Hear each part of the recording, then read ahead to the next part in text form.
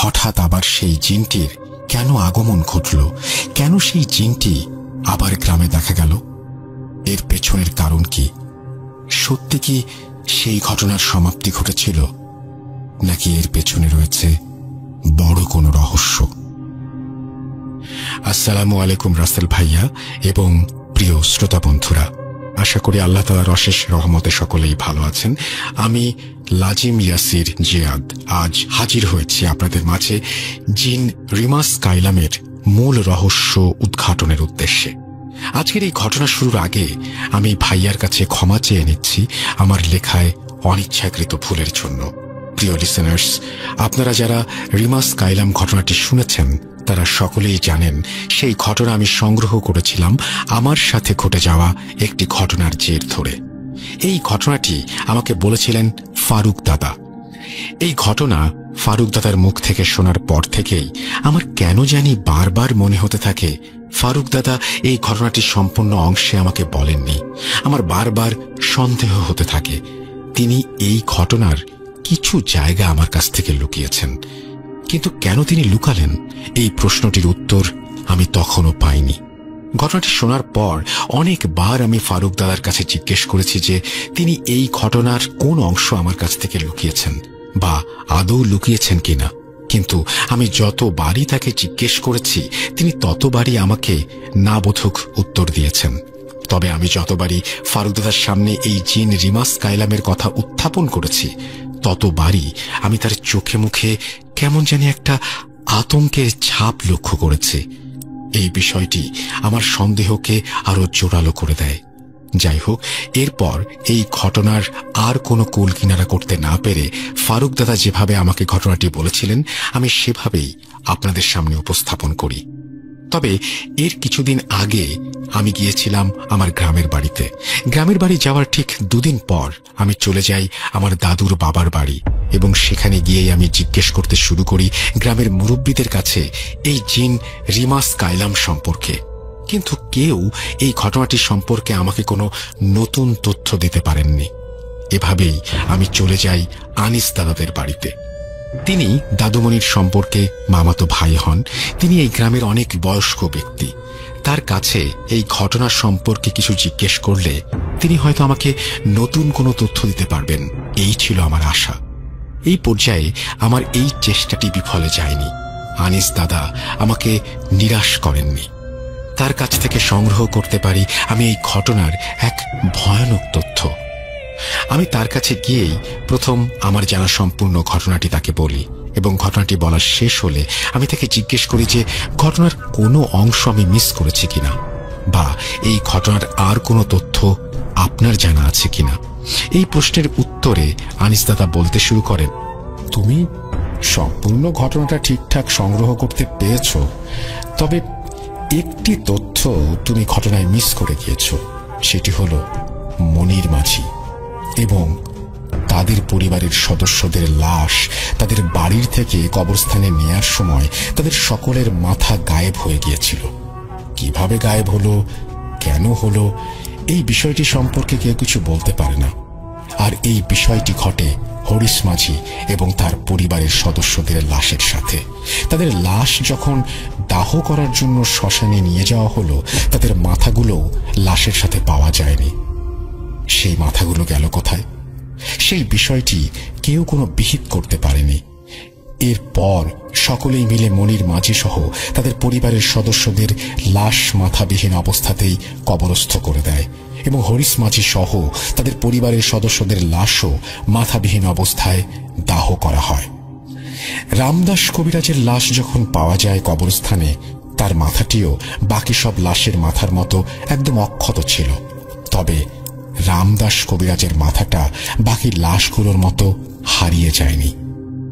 আনিস দাদার মুখ থেকে এই সকল বিষয় শুনে আমার সন্দেহ পৌঁছে যায় চূড়ান্ত পর্যায়ে। আমি একদম নিশ্চিত হয়ে যাই ফারুক দাদা এই ঘটনার খুবই বড় একটা অংশ বা বড় একটি রহস্য আমার কাছ থেকে লুকিয়েছেন। তিনি আমাকে একটি বিষয় মিথ্যে বলেছেন যে রামদাস কবিরাজের লাশ তার বাড়িতে পাওয়া গিয়েছিল। এরপর আমি আমার একটি মুহূর্ত সেখানে দেরি না করে চলে যাই ফারুক দাদার বাড়িতে। তার বাড়িতে গিয়েই আমি তাকে জিজ্ঞেস করি এই ঘটনার এত ভয়ানক একটা অংশ তিনি কেন আমার কাছ থেকে লুকিয়েছেন। আমার এই প্রশ্নের উত্তরে তিনি খুবই সাধারণ একটি উত্তর দিয়ে বলেন, এই বিষয়টি তার বলতে মনে ছিল না, কিন্তু এই বিষয়টি আমি কোনোভাবেই বিশ্বাস করতে পারছিলাম না। এরপর আমি ফারুক দাদাকে অনুরোধ করতে শুরু করি তিনি আর কি কি বিষয় আমার কাছ থেকে লুকিয়েছেন। বেশ অনেকক্ষণ জোরাজুরি করার পর ফারুক দাদা বলতে শুরু করেন, এই ঘটনাটি খুবই স্পর্শকাতর একটি ঘটনা। তুমি বিষয়টি বোঝার চেষ্টা করছো না। আমি চাই না এই ঘটনাটি নিয়ে কোনো প্রকার আলোড়ন সৃষ্টি হোক।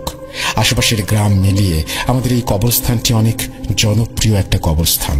আমি চাই না এই কবরস্থানটি এই ঘটনার জন্য কুখ্যাত হোক। এই জন্যই আমি এই ঘটনাটির বেশ কিছু অংশ তোমার কাছ থেকে লুকিয়েছি। তোমার কাছে আমার অনুরোধ থাকবে এই কবরস্থান বা আমার গ্রামের নাম এই ঘটনাটির মাধ্যমে কোনোভাবেই কেউ যেন জানতে না পারে। এই শর্তেই ঘটনার লুকানো অংশ আমি তোমাকে বলতে পারি। ফারুক দাদা সব কথা শুনে আমি তাকে আশ্বস্ত করি যে গ্রামের নাম এবং কবরস্থানের নাম একদম গোপন থাকবে। এরপর ফারুক দাদা বলতে শুরু করেন, গ্রামবাসীর সকলেই যখন রামদাস কবিরাজের কাছে জিন রিমাস কাইলামের বিষয়টি শুনে আসে, তখন পুরো গ্রামকে এই রিমাস কাইলামের আতঙ্ক গ্রাস করে। সকলে শুধু একটি বিষয়ই ভাবতে থাকে, রামদাস কবিরাজ কিভাবে এই বিপদের সমাধান বের করবেন। যাই হোক, রামদাস কবিরাজের কাছ থেকে রিমাস কাইলামের বিষয়টি শুনে আসার ঠিক একদিন পরের রাতের কথা। আমি ঈশার সালাত আদায় করে রাতের খাবার খেয়ে সবে শুয়েছি। এমন সময় আমার বাড়িতে আসেন আমার উস্তাদ মাসুম মুন্সি। ওনার কাছ থেকেই আমি রুকাইয়ার কাজ শিখেছিলাম। যাই হোক, উনি আমার বাড়িতে এসেই হন্তদন্ত হয়ে আমাকে বলতে শুরু করেন, কিছুদিন আগে আমি সিলেট গিয়েছিলাম আমার কিছু কাজের উদ্দেশ্যে। আমি আজ সন্ধ্যাবেলায় সিলেট থেকে ফিরেছি। গ্রামে ফিরে আমি জানতে পারি এই রিমাস কাইলাম সম্পর্কে। কিছুক্ষণ আগে রামদাস কবিরাজ খবর পাঠান আমাকে তার সাথে দেখা করার জন্য। এখনই তিনি এই বিষয় নিয়ে কিছু পরামর্শ করবেন আমার সাথে। ফারুক, তুমিও চলো আমার সাথে, আমরা তিনজন মিলে দেখি এর কোনো বিহিত করতে পারি কিনা। মাসুম হুজুরের সব কথা শুনে আমরা দুজনেই বেরিয়ে পড়ি রামদাস কবিরাজের বাড়ির উদ্দেশ্যে। এখানে বলে রাখা ভালো, রামদাস কবিরাজ মাসুম হুজুরের অনেক ভালো একজন বন্ধু ছিলেন। যাই হোক, কিছুক্ষণের মধ্যেই আমরা দুজন পৌঁছে যাই রামদাস কবিরাজের বাড়িতে।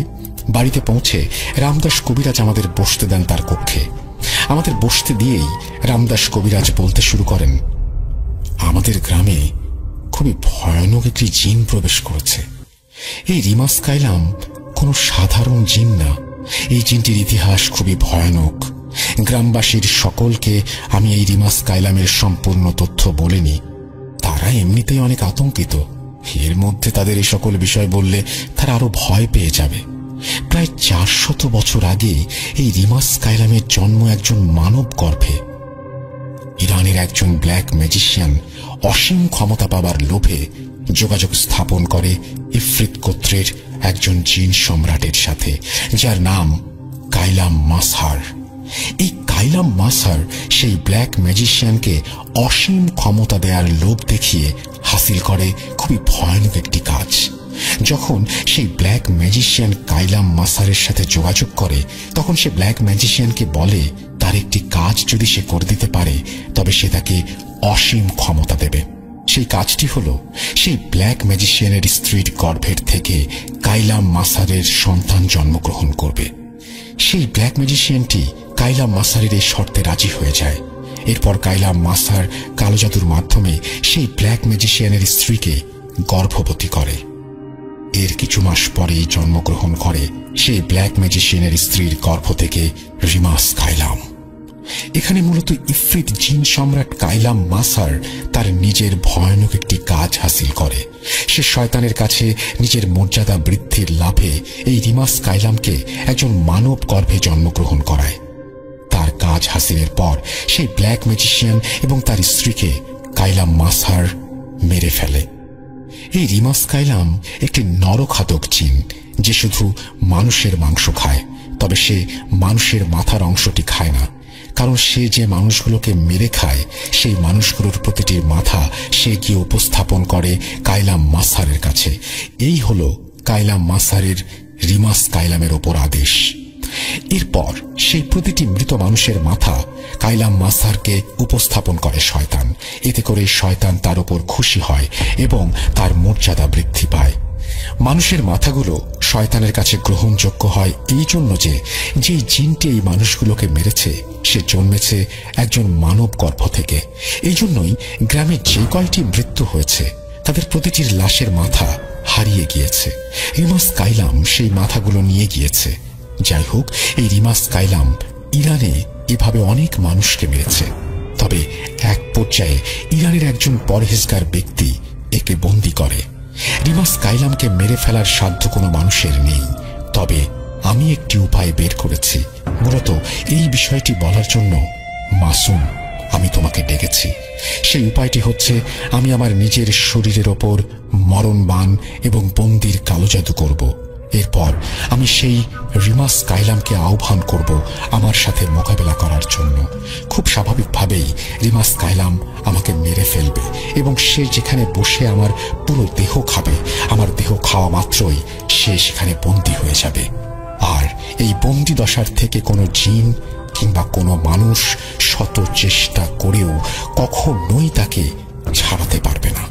কিছু বছর পর পর একটি নির্দিষ্ট তিথিতে এই রিমাস কায়লাম নিজের বন্দী দশার থেকে মুক্তি লাভের আশায় চেষ্টা চালাবে। আর যখনই সে মুক্ত হওয়ার চেষ্টা চালাবে সে সময়ই সে ধীরে ধীরে দুর্বল হতে থাকবে। প্রতিটি চেষ্টায় তার শারীরিক বিভিন্ন ক্ষতি সাধিত হবে। এটি একটি উপায়। ওকে না দমালে ও সবকিছু শেষ করে দেবে। আমি আর বাঁচবই বা কয়দিন? আমার বয়স শেষ। আমার জন্য যদি মানুষের প্রাণ বেঁচে যায় এতেই আমি অনেক খুশি। এই পৃথিবীতে তো মাসুম তুমি ছাড়া আমার আপন বলতে কেউ নেই। তোমাকে শেষ বিদায় জানানোর জন্যই আমি তোমাকে আজ ডেকেছি। আগামীকাল রাতেই আমি এই কাজটি করব। আর তোমাদের দুজনের কাছেই আমার অনুরোধ, এই বিষয়টি গ্রামবাসীর কাউকেই কোনোদিন বলবে না। রামদাস কবিরাজের এসব কথা শোনার পর আমাদের মাথায় আকাশ ভেঙে পড়ার উপক্রম হয়। মাসুম হুজুর এবং আমি মিলে তাকে অনেক বোঝাতে চেষ্টা করি যে এভাবে জীবন বিপন্ন করার দরকার নেই। আসুন আমরা সবাই মিলে কোনো উপায় বের করি। কিন্তু রামদাস কবিরাজ আমাদের একটা কথাও শোনেন না। তিনি আমাদেরকে বিদায় করে দেন তার বাড়ি থেকে। এরপর দিন রাতে রামদাস কবিরাজ সেই কাজটি করেন। রামদাসকে মেরে রিমাস কায়লাম সেই কবরস্থানে নিয়ে গিয়ে খেয়েছিল, যার ফলে রিমাস কায়লাম সেখানেই বন্দী হয়ে যায়। এই জন্য গ্রামের এই মৃত্যুর খেলা বন্ধ হয়ে যায়। একটি নির্দিষ্ট তিথিতে যখন রিমাস কায়লাম বন্দী দশার থেকে মুক্তি লাভের চেষ্টা চালায় তখন হয়তো সে দৃশ্যমান হয়। এজন্য হয়তো তুমি তাকে কবরস্থানে দেখেছিলে। এই বলে ফারুক দাদা এই রহস্যময় ঘটনাটি শেষ করেন। প্রিয় লিসেনার্স, যদি এই ঘটনায় উল্লেখিত গ্রামটি বা কবরস্থানটি চিনে থাকেন তাহলে আপনার কাছে আমার একটি অনুরোধ, দয়া করে কেউ এই কবরস্থান বা গ্রামের নামটি কোথাও উল্লেখ করবেন না। পরিশেষে একটি কথাই বলতে চাই, প্রিয় লিসেনার্স, বিশ্বাস করা বা না করা সম্পূর্ণ আপনাদের ব্যাপার। ভাইয়াকে অনেক ধন্যবাদ আমার এই ঘটনাটি সময় নিয়ে পড়ে শোনানোর জন্য। প্রিয় লিসেনার্স, আপনারা সবসময় এভাবেই ভৌতিক আনন্দ পেতে থাকুন ভূত.com-এর পাশে থেকে। আমি লাজিম ইয়াসির জিয়াদ আজ এখানেই বিদায় নিচ্ছি। খুব তাড়াতাড়ি ফিরে আসব একজন ব্ল্যাক ম্যাজিশিয়ানের জীবনের করুণ পরিণতি নিয়ে। প্রিয় লিসেনার্স, সেই পর্যন্ত সকলেই ভালো থাকুন এবং মোস্ট ইম্পর্টেন্টলি ভূত.com-এর পাশে থাকুন। আসসালামু আলাইকুম। এই বলে তিনি তার ঘটনা শেষ করেছেন। আশা করছি তার এই ঘটনাটি আপনাদের ভালো লেগেছে। যদি ভালো লেগে থাকে আমাদের অবশ্যই জানাবেন। যদি ভালো লেগে না থাকে তাও জানাবেন। আমাদের হ্যালোইন স্পেশালে আমি একজন দারোয়ান ছিলেন, সুদান দেশের নাগরিক, আর ইন্ডিয়ান দুজন ড্রাইভার থাকতেন। সকলের থাকার ঘরই আলাদা ছিল। তো আমার সাথে বাড়ির সেই দারোয়ানের খুবই ভালো সম্পর্ক ছিল। 2-3 মাস ভালোই যাচ্ছিল। একদিন আমার মালিক রিয়াদ থেকে শীতে বাড়িতে আসবেন বলে জানান আমাকে, এবং সেখানে একটা পার্টি হবে। সৌদিরা শীতে বারবিকিউ করে, লাকড়ি দিয়ে আগুন পোহায় ইত্যাদি করে। তাই 2021-এর দুপুর 12টায় সুদানের সেই দারোয়ান আলী এসে আমাকে বলল, ফরহাদ, তুমি একটু খেজুর বাগানের পাশে যাও। গিয়ে লাকড়ি রাখা আছে ওইখানে, কিছু লাকড়ি আলাদা করো। যদিও আমার কাজ ছিল ভিন্ন, আমি মূলত মালিকের ব্যবসা ছিল এখানে, তাই দেখাশোনা করতাম। কিন্তু এই বাড়িতে থাকার সুবাদে পার্টি থাকলে সকলেই কাজ করতাম মিলেমিশে। যাই হোক, আমি খেজুর বাগানে গিয়ে প্রথমে বাগানটা ঘুরে দেখি, তারপর হঠাৎ করে দেখি কিছু একটা গাছ থেকে হুট করে পড়ে লাকড়ি নিচে ঢুকে পড়ল। আমি কাছে গিয়ে দেখি একটা সাদা রঙের সাপ। এমন সাপ আমি জীবনেও দেখিনি। ভাবলাম পাশের পাহাড়ে হয়তো বিভিন্ন প্রজাতির সাপের বাস। সাপটা কিছুটা ফুঁসতে ফুঁসতে আমার দিকে এগুতে চায়। আমি একটা হাতে লাঠি নেই, কিছু না ভেবেই লাঠি দিয়ে সাপের মাথায় আঘাত করি। কিছুক্ষণ পর সাপটা অদ্ভুত কিছু শব্দ করে মারা যায়। আমি তেমন গুরুত্ব দেই না, সাপই তো। যাই হোক, দিন শেষে রাতে ঘুমাচ্ছিলাম, একটু তাড়াতাড়ি ঘুমিয়ে পড়েছিলাম সেদিন। হঠাৎই আমি একটা মন্ত্রমুগ্ধের মতো স্বপ্ন দেখি ঘুমের ঘোরে। অদ্ভুত ব্যাপার, খেয়াল করবেন স্বপ্ন আর বাস্তব কিভাবে মিলেমিশে এক হয়ে যায়। আমি স্বপ্ন দেখছি আমার কপিল রিয়াদ থেকে আসছে। বাড়ির নিকটবর্তী জায়গাতে আসার পর ওনার গাড়ি বন্ধ হয়ে যায়। উনি কিছু ব্যাগ নিয়ে আসছেন। আলী অর্থাৎ সেই দারোয়ান ফোন দিয়ে বলছে আমাকে নিয়ে গাড়ির কাছে যাওয়ার জন্য। আলী এসে আমার দরজায় নক করছে। আমি ঘুমাচ্ছি। স্বপ্ন দেখতে দেখতেই আমার কানে সত্যি সত্যি দরজায় করাঘাতের শব্দ আসে। ফরহাদ, ওঠো ওঠো, ফরহাদ, ফরহাদ, ওঠো ওঠো। তো বলে রাখা ভালো, আলী পড়তো অ্যারাবিয়ান পাঞ্জাবি। আমিও সৌদিতে আসার পর তাই পড়তাম। আমি তাড়াতাড়ি করে গায়ে একটা কাপড় দিয়ে আলীর সাথে গাড়ির কাছে রওনা দেই। তখন আমি বুঝতে পারিনি আমি স্বপ্ন থেকে বাস্তব জগতে প্রবেশ করেছি। স্বপ্নটা এতটাই জীবন্ত ছিল যে আলীর করাঘাতের সাথে মিলেমিশে এক হয়ে যায়। তো আলীর পেছন পেছন আমি হাঁটতে শুরু করি। আনুমানিক 10 মিনিট হাঁটার পর আমি দেখি আমি সত্যিই আমার কপিলের সামনে দাঁড়ানো, কিন্তু আমি গাড়ি দেখছি না। ভাবলাম গাড়ি হয়তো গ্যারেজ কিংবা অন্যত্র নিয়ে যাওয়া হয়েছে। আর তাছাড়া আলীর সাথে বের হওয়ার পর থেকেই আমার চিন্তা ভাবনা কেমন যেন একটা মোহগ্রস্ত হয়ে যাচ্ছিল। যাক, দেখতে পেলাম কপিলের হাতে একটা ব্যাগ এবং সাদা বস্তুর মতো কিছু একটা। আমি সালাম দিলাম, সে উত্তর নিল। আমাকে বলল ব্যাগটা নিতে। আমি ব্যাগটা হাতে নিলাম। আমাকে নিষেধ করা হলো, বলল মাথায় নিতে। আমি মাথায় নিলাম। তারপর বলল আমার পেছন পেছন হাঁটো। কপিলের সামনে আলী, পেছনে আমি, মাঝখানে কপিল। আমরা হাঁটতে শুরু করলাম। কিন্তু কিছু দূর হাঁটার পর কপিল দেখি বাড়ির রাস্তায় না গিয়ে পাহাড়ের দিকে হাঁটতে লাগলো। আমিও হাঁটতে লাগলাম। 20-22 কদম হাঁটার পর আমি জিজ্ঞেস করলাম, মালিক, এই দিকে কেন যাচ্ছেন? উনি আমাকে বললেন, কেন, কি হয়েছে, ভয় পাচ্ছ নাকি? আমি বললাম না। বলে রাখছি আমি আরবি পারতাম এবং বুঝতাম, কারণ ইংরেজি, আরবি, উর্দু, হিন্দিতে কথা বলার দক্ষতা আমার ছিল। যাক, আমিও ব্যাগটা মাথায় নিয়েই হাঁটছি। ব্যাগটা সম্ভবত 30-35 কিলো হবে, আমার কাছে তাই মনে হচ্ছিল। হাঁটতে হাঁটতে পাহাড়ের কাছে গেলাম। এরপর আমাকে আদেশ দিল পাহাড়ে উঠতে। অবাক করা ব্যাপার, পাহাড়ের নিচ থেকে উপরে উঠতে কমপক্ষে 40 থেকে 50 মিনিট লাগার কথা। সেই পাহাড় কিনা আমরা 1 মিনিটের মধ্যে উঠে গেলাম। ঠিক তখনই প্রথমবারের মতো আমার হৃদয়টা কেঁপে উঠল, শরীরটা ভারী হয়ে গেল। অন্ধকারাচ্ছন্ন পরিবেশ চোখে পড়ে। চারপাশে শুধু যেই পথ দিয়েই হাঁটি সেখানেই আলো দেখা যায়। তখনই প্রথমবারের মতো আয়াতুল কুরসি পড়ি মনে মনে, কিন্তু লাভ হয়নি। আমি বুঝতে পারি আমি স্বাভাবিক কোথাও নেই। আমার পাশের দুজনও স্বাভাবিক কেউ নয়। এই মরুভূমির উঁচু পাহাড় থেকে নিচে নামবো কিভাবে? নানান চিন্তা মাথায় ঘুরপাক খাচ্ছে, কিন্তু ফিরে যাওয়ার তো কোনো উপায়ও আমার জানা নেই সৃষ্টিকর্তার সাহায্য ছাড়া। আমার পা যেন শক্ত হয়ে অবশ হয়ে গেছে।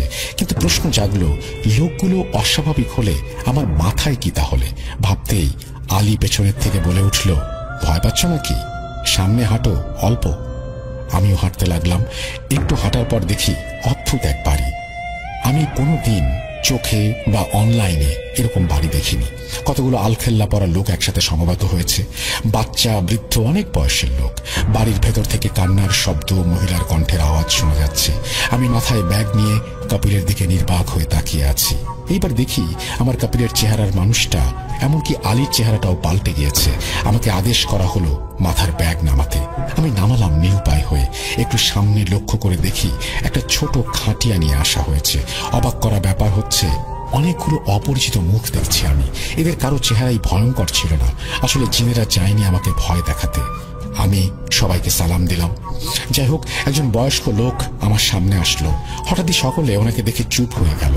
ওনার নাম ছিল আব্দুল্লাহ সারি। উনি এসে আমাকে সালাম দিয়ে বলল, হে ইনসান, আদমের সন্তান, তোমার সামনে রাখা ব্যাগটা খুলে দেখো। ব্যাগটা আমি বিসমিল্লাহ বলে খুললাম। খুলে দেখি ফুটফুটে চেহারার 4-5 বছর বয়সী একটি ছেলের লাশ। ওর মাথা থেকে রক্ত ঝরছে, গলায় লাঠির আঘাতের চিহ্ন। আমাকে বলা হলো আমি ওকে চিনতে পেরেছি কিনা। আমি বললাম না, আমি প্রথম দেখলাম। আমাকে জানানো হলো আজ দুপুরে আমি যে সাপটি মেরেছিলাম এটি সেই শিশু। ও দুপুর বেলায় খেজুর বাগানে খেলছিল। আমাকে দেখতে পেয়ে দ্রুত এই সাপের রূপ নিয়ে পালাতে চেয়েছিল, কিন্তু আমি দেখে ফেলায় আমাকে কামড় দেওয়ার ভঙ্গিতে ভয় দেখাচ্ছিল। আমি বুঝতে পারলাম, আমি উপস্থিত সকলের কাছে ক্ষমা চাইলাম। তখন কিছু জিনেরা বলল, ওকে ক্ষমা করা যাবে না। কেউ আবার বলল, ও আদম সন্তান, বুঝতে পারেনি। এই নিয়ে কথা কাটাকাটি হচ্ছিল। এক পর্যায়ে সিদ্ধান্ত হলো ওর গোসল এবং কবরে মাটি দিতে হবে এবং 7 রাত ওর কবরে এসে একটা গাছে পানি দিতে হবে এবং ওর জন্য সৃষ্টিকর্তার কাছে দোয়া করতে হবে।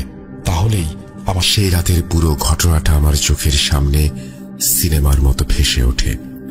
একটা ভয়ানক অন্ধকার রাত, নির্জন এলাকা, নিষ্প্রাণ বাড়িটা খাঁ খাঁ করছিল। তারপর সেই কন্ডাক্টরের মৃতদেহ, না না জানি সেটা কে ছিল। একটুর জন্য আমরা সত্যিই সেই রাতে বেঁচে গিয়েছিলাম। তা না হলে যে কি হতো, হয়তো সবাইকে সেই কন্ডাক্টরের সাথেই প্রাণ হারাতে হতো। অশরীরী পিশাচ, দানব, প্রেত, চুড়েলের গল্প অনেক শুনেছি মা দাদির মুখে, কিন্তু জীবনের মধ্যাহ্নে এসে এইভাবে তার সম্মুখীন হব তা কল্পনাও করতে পারিনি। সেই বিভৎস পিশাচটা যখন একটা একটা করে জানালার শিকগুলো কামড়ে ভাঙার চেষ্টা করছিল, তখন আতঙ্কে মনে হচ্ছিল যেন বুকের পাঁজরের হাড়গুলো এক এক করে ভেঙে যাচ্ছে। সত্যি বলতে বাইরে চাঁদের আলোয় চকচক করা করাতের মতো দাঁতগুলোর সাথে জানালার রডের ক্রমশ ঘর্ষণ, উক্ত বিকট যান্ত্রব শব্দও তখন কানে প্রায় আসছিলই না। সমগ্র শরীর ও মস্তিষ্ক যেন তখন একটা মায়ার ঘোরে চলে গিয়েছিল। হুঁশটা ফিরেছিল এটি আতঙ্কিত অথচ গম্ভীর কণ্ঠস্বরে। নমস্কার শ্রোতা বন্ধুরা, আপনাদের রাজস্থানের কুলধারা গ্রামের ঘটনার তো মনে আছে নিশ্চয়ই, কিভাবে সে অশরীরী পুরোটা চা বিক্রি করছিল রাস্তার পাশে। আজও আপনাদের জন্য আবারও রাজস্থানের একটি ভয়ঙ্কর রোমহর্ষক ঘটনা নিয়ে এসেছি। আজ যে ঘটনাটি শেয়ার করব সেটি আমার এক পরিচিত ভাই নরেন্দ্র সিংহের কাছ থেকে সংগ্রহ করা। এই বিভৎস ঘটনাটি তার জীবনের একটি কালো অধ্যায়। নরেন্দ্র ভাই বর্তমানে সৌদি আরবে একটি কোম্পানিতে সুপারভাইজার। নরেন্দ্র ভাইয়ের সাথে মাস 6 হলো আলাপ হয়েছে। কথাসূত্রে জানতে পারি ওনার পূর্বপুরুষেরা রাজস্থানী ছিলেন, তাই খুব আগ্রহ নিয়ে প্রায়শই ওনাকে জিজ্ঞেস করতাম রাজস্থানের কোনো ভৌতিক ঘটনা উনি জানেন কিনা বলতে। সেরকমই একদিন বারবার ওনাকে বলার পর শেষমেশ উনি একটা দীর্ঘশ্বাস ফেলে বলতে শুরু করেন। আমি তখন পরিবারের সাথে ইন্দোরে থাকতাম। একদিন সপরিবারে জয়পুরে বেড়াতে যাওয়ার একটি প্রোগ্রাম করি। ছেলেটি অনেক দিন ধরে জোর করছিল রাজস্থান বেরিয়ে যাবার, তাই শেষমেশ তাকে জয়পুরে নিয়ে যেতে রাজি হই। পরিকল্পনা মতো আমার স্ত্রী রিমা এবং ছেলে রাজেশের সঙ্গে জয়পুরের উদ্দেশ্যে রওনা দিই। আমরা 1 সপ্তাহের মধ্যে পুরো জয়পুর, উদয়পুর ঘুরে দেখে ফেলেছিলাম, কিন্তু তখনও আমাদের আরো 2-3 ভ্যাকেশন বাকি ছিল। তাই আমি ভাবলাম যে আজমির শরীফও ঘুরে এলে কেমন হয়। যেই ভাবা সেই কাজ, সেই মতো বেরিয়ে পড়ি। যেহেতু আমাদের পরিকল্পনাটি হঠাৎ করেই হয়েছিল, তাই তাড়াহুড়ো করে বাসের সাপোর্ট নিই। গাড়ি ভাড়া করার সময় ছিল না। বাসে উঠে দেখি যাত্রী অনেক বেশি, বিশেষ করে বয়স্ক মানুষের সংখ্যা ছিল বেশি। আমাদের মতো শুধু একটাই পরিবার ছিল। বাস স্ট্যান্ডে প্রচুর ভিড়। আসলে জয়সালমীর সহ বিভিন্ন জায়গায় যাওয়ার রাতের শেষ বাস এক এক করে ছাড়ার প্রস্তুতি নিচ্ছিল। রাজেশ জানালার পাশে বসে বাস স্ট্যান্ডের দোকানপাট, লোকজনের ভিড় দেখছিল। একে একে সব বাস বেরিয়ে গেলেও আমাদের বাসের কিছু যান্ত্রিক গোলযোগের কারণে ছাড়তে দেরি হচ্ছিল। এখন সমগ্র বাস স্ট্যান্ডটা সম্পূর্ণ ফাঁকা। এমন সময় হঠাৎই হাড় কাঁপানো কনকনে ঠান্ডা হাওয়া বাসটাকে ছুঁয়ে চলে যায়।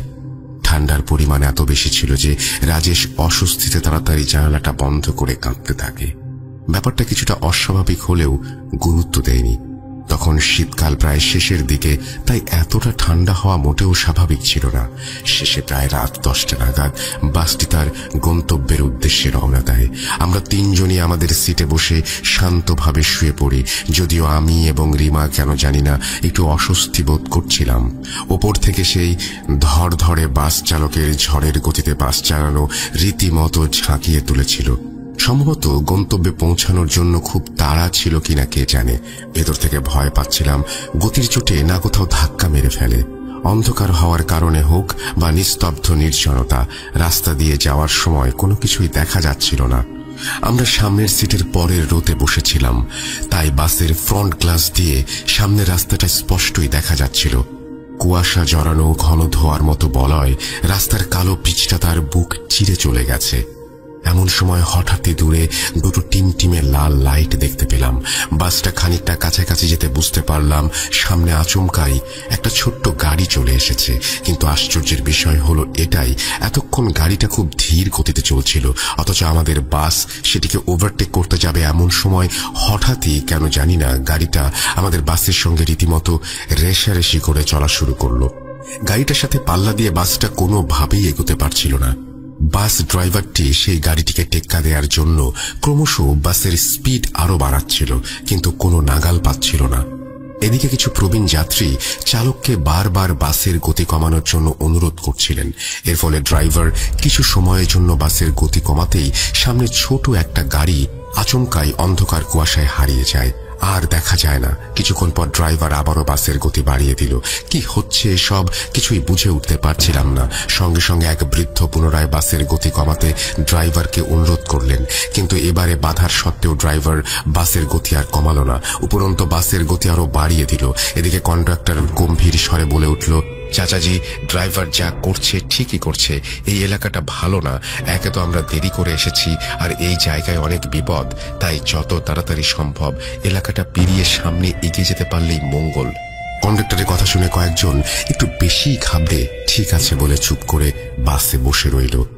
বিশ্বাস করো, তখন পর্যন্ত কোনো অতি প্রাকৃতিক অলৌকিক কিছুর কল্পনাও করতে পারিনি মনে মনে। শুধু একটাই কথা ভাবছিলাম যে শুনশান মরুভূমিতে হয়তো চোর ডাকাতের আনাগোনা আছে, বাস আটকে ছিনতাই করে, তাই কন্ডাক্টর ভয় পাচ্ছে। বাসটি প্রচন্ড গতিতে চলছিল। এমন সময় হঠাৎই সামনে কালো কুয়াশার বলয় দেখে ড্রাইভার আচমকাই সজোরে ব্রেক মারে।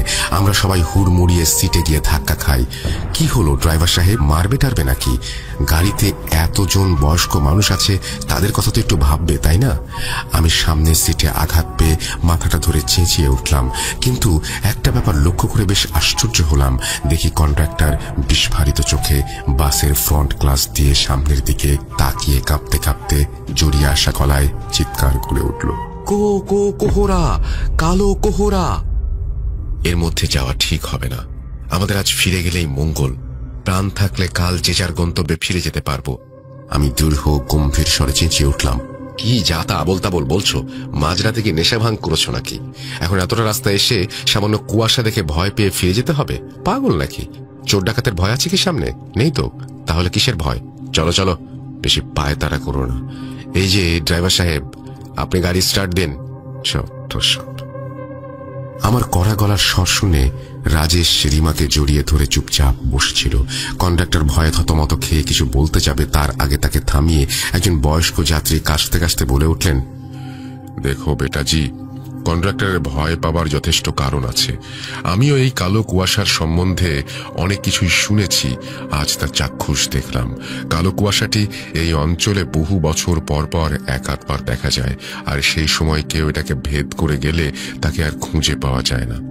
আমি একটু বিরক্তির স্বরে বুড়োটাকে থামিয়ে দিয়ে বলে উঠলাম, থামুন, আপনাদের জন্যই এই সমস্ত কাল্পনিক গল্প ফুলে ফেঁপে সত্যির কলাগাছ হয়ে ওঠে। দেখলাম এবার ড্রাইভারও আমার কথায় সায় দিল এবং বাস স্টার্ট দেওয়ার সাথে সাথেই কন্ডাক্টর সহ বাসের বেশ কয়েকজন যাত্রী জোরে জোরে নিজ নিজ ইষ্ট দেবতার নাম নিতে লাগলো। বাসটি সেই ঘন কালো কুয়াশার মধ্যে প্রবেশ করার সাথে সাথেই হঠাৎই কেমন আবারও সেই হাড় কাঁপুনি ঠান্ডাটা অনুভব করতে পারলাম। এমন একটা গা ছমছমে নিস্তব্ধ এলাকা, হেডলাইটের আলোয় কালো পিচের রাস্তা ব্যতীত আর কিছুই দেখা যাচ্ছিল না। এমন সময় হঠাৎই দেখলাম সেই ছোট্ট গাড়িটাকে, কিন্তু আশ্চর্যজনকভাবে আমাদের বাস এবারে গাড়িটাকে ওভারটেক করে চলে যেতে পারে। তবে যাওয়ার সময় সাইডের জানালা দিয়ে দৃশ্যটা কয়েক মুহূর্ত চোখে পড়েছিল। দেখি অদ্ভুতভাবে গাড়িটা একা একাই চলছিল, ড্রাইভিং সিটে ড্রাইভার নেই। সেদিনের সেই দৃশ্যটাকে ঘন কালো কুয়াশায় ভুল দেখেছি মনে করলেও পরবর্তীতে যা ঘটে তারপর বিশ্বাস করতে বাধ্য হই। বেশ কিছুক্ষণ যাওয়ার পর গাড়িটা হঠাৎই বিকট শব্দে শোঁ শোঁ করতে করতে ভারসাম্য হারিয়ে একটু এগিয়ে গিয়ে থেমে যায়। আমরা সবাই আবারও আতঙ্কিত অবস্থায় চমকে উঠি। হঠাৎ কি হলো আবার? বাস থেকে নামতে নামতে দেখতে পাই পাশে একটি ভাঙাচোরা বিশ্রাম ঘর। একেই এমন এক নির্জন বিপজ্জনক এলাকা, তার উপর বাস স্টপেজের অবস্থাটা এতটাই ভয়ানক বিভৎস ছিল যে কেউ দেখলে ভয় পাবে। বাসের আলোয় চারিদিকে হালকা কালচে লাল ছিটে ফোটার দাগ, কিছু হাড় গোড়ো পড়ে আছে, হয়তো কোনো জন্তু জানোয়ারের। দেখেই মনে হচ্ছিল বহু বছর এই বাস স্টপ এবং এই বিশ্রাম ঘরটি অব্যবহৃত। ড্রাইভার টর্চ জ্বালিয়ে বাস থেকে নেমে দেখতে গেল যে আসলে ব্যাপার কি, বাসের ঠিক কি হয়েছে। কিছুক্ষণ পর সে জানায় যে বাসের সামনের দুটি চাকাই পাংচার হয়ে গেছে, এদিকে অতিরিক্ত চাকাও নেই যাতে মেরামত করা যায়। এখন কি করা উচিত সবাই ভাবছিলাম। রাজেশ বাসের সেই ঝাঁকুনিতে আবারও উঠে পড়ে, রিমাকে জড়িয়ে ধরে বসে থাকে। চারিদিকে বালুকাময় ধুধু মরুপ্রান্ত, অচেনা জায়গা, ঘন কালো রাত, বন্য প্রাণীর ভয়ও আছে। বাস এভাবে নষ্ট হয়ে যাওয়ায় সবাই হুঁশ হারিয়ে ফেলেছিল। এখন কি করা যায় কেউই কিছু বুঝতে পারছিলাম না। হঠাৎই কন্ডাক্টর একটু দূরে একটা কালো আলো দেখতে পেয়ে বিস্ময়ে বলে ওঠে, ওখানে একটা আলো দেখা যাচ্ছে না? হয়তো কোনো একটা গ্রাম হবে, চলুন আমরা সবাই সেখানে যাই, হয়তো আমরা রাতের জন্য নিরাপদ জায়গা খুঁজে পাবো। কন্ডাক্টরের কথায় সবাই একমত হই। এরপর সবাই যে যার জিনিসপত্র তুলে সেই আলোর দিকে এগিয়ে যায়। ধীরে ধীরে সবাই সেই আলোর কাছে পৌঁছালাম। সেখানে পৌঁছে দেখি একটি বড় সড়ো একচালা ছাউনি বিশিষ্ট ঘর। ঘর না বলে একটা লম্বা গোডাউন বলা চলে। মৃদু আলোটা জানালার ভেতর থেকে আসছিল। সবাই দরজার বাইরে দাঁড়ালাম। ড্রাইভার সাহস করে দরজায় কড়া নাড়তে বিকট কর্কশ শব্দে হঠাৎই দরজাটা হাট করে খুলে গেল এবং একজন খুবই বয়স্ক মানুষ ভেতর থেকে বেরিয়ে এলেন। পেছন থেকে আসা লণ্ঠনের মৃদু আলোয় দেখতে পাই মাথায় একটি বড় সড়ো পাগড়ি, গলায় পুরনো দিনের অলংকার, কানে দুটো কুণ্ডলি, কুর্তার ওপর জড়িগুলো সেই অন্ধকারেও চকচক করছে, কোমরে রাজস্থানী কোমরবন্ধ, পায়ে সেকেলের উটের চামড়ার তৈরি জুতো এবং হাতে একটি বড় মোটা বালা। তাকে এবং তার পোশাক আশাক দেখে খুবই অদ্ভুত লাগছিল। খানিক বাদে কন্ডাক্টর সাহস করে বলল, তাওসা, বাস পাংচার হয়ে গেছে। আমরা সবাই খুব কৃতজ্ঞ হতাম যদি আপনি ছাউনিতে আজকে রাতটা কাটানোর জন্য একটু জায়গা দিতেন। কয়েক মুহূর্ত চুপচাপ থেকে একটি মাঝখাই কণ্ঠস্বরে ধীরে ধীরে বলে উঠল, ভয় পাওয়ার দরকার নেই। ভুলে যাওয়া যাত্রীদের সাহায্য করার জন্য আমি এই পান্থশালা তৈরি করেছি। আমি চৌধুরী সুমের সিং এবং আমার পরিবার ধন্য এখানে আসা যাত্রীদের দেখাশোনা করি। আপনারা সবাই ভিতরে আসুন। আমরা শুনে অবাক হয়ে যাই। ভালো করে এদিক ওদিক দেখে বুঝতে পারি, হ্যাঁ ঠিকই, দেখে মনে হচ্ছে পুরনো দিনের একটি পান্থশালা, যেখানে আগের দিনে দূরপাল্লার যাত্রীরা রাত্রি কাটানোর জন্য অল্প কিছু টাকার বিনিময়ে থাকার সুযোগ পেত। কিন্তু এর প্রচলন তো ঊনবিংশ শতাব্দীর গোড়ার দিকে শেষ হয়ে গেছে। এত বছর পর তা কি করে সম্ভব? এখন তো লজ, হোটেল এসবই প্রচলিত।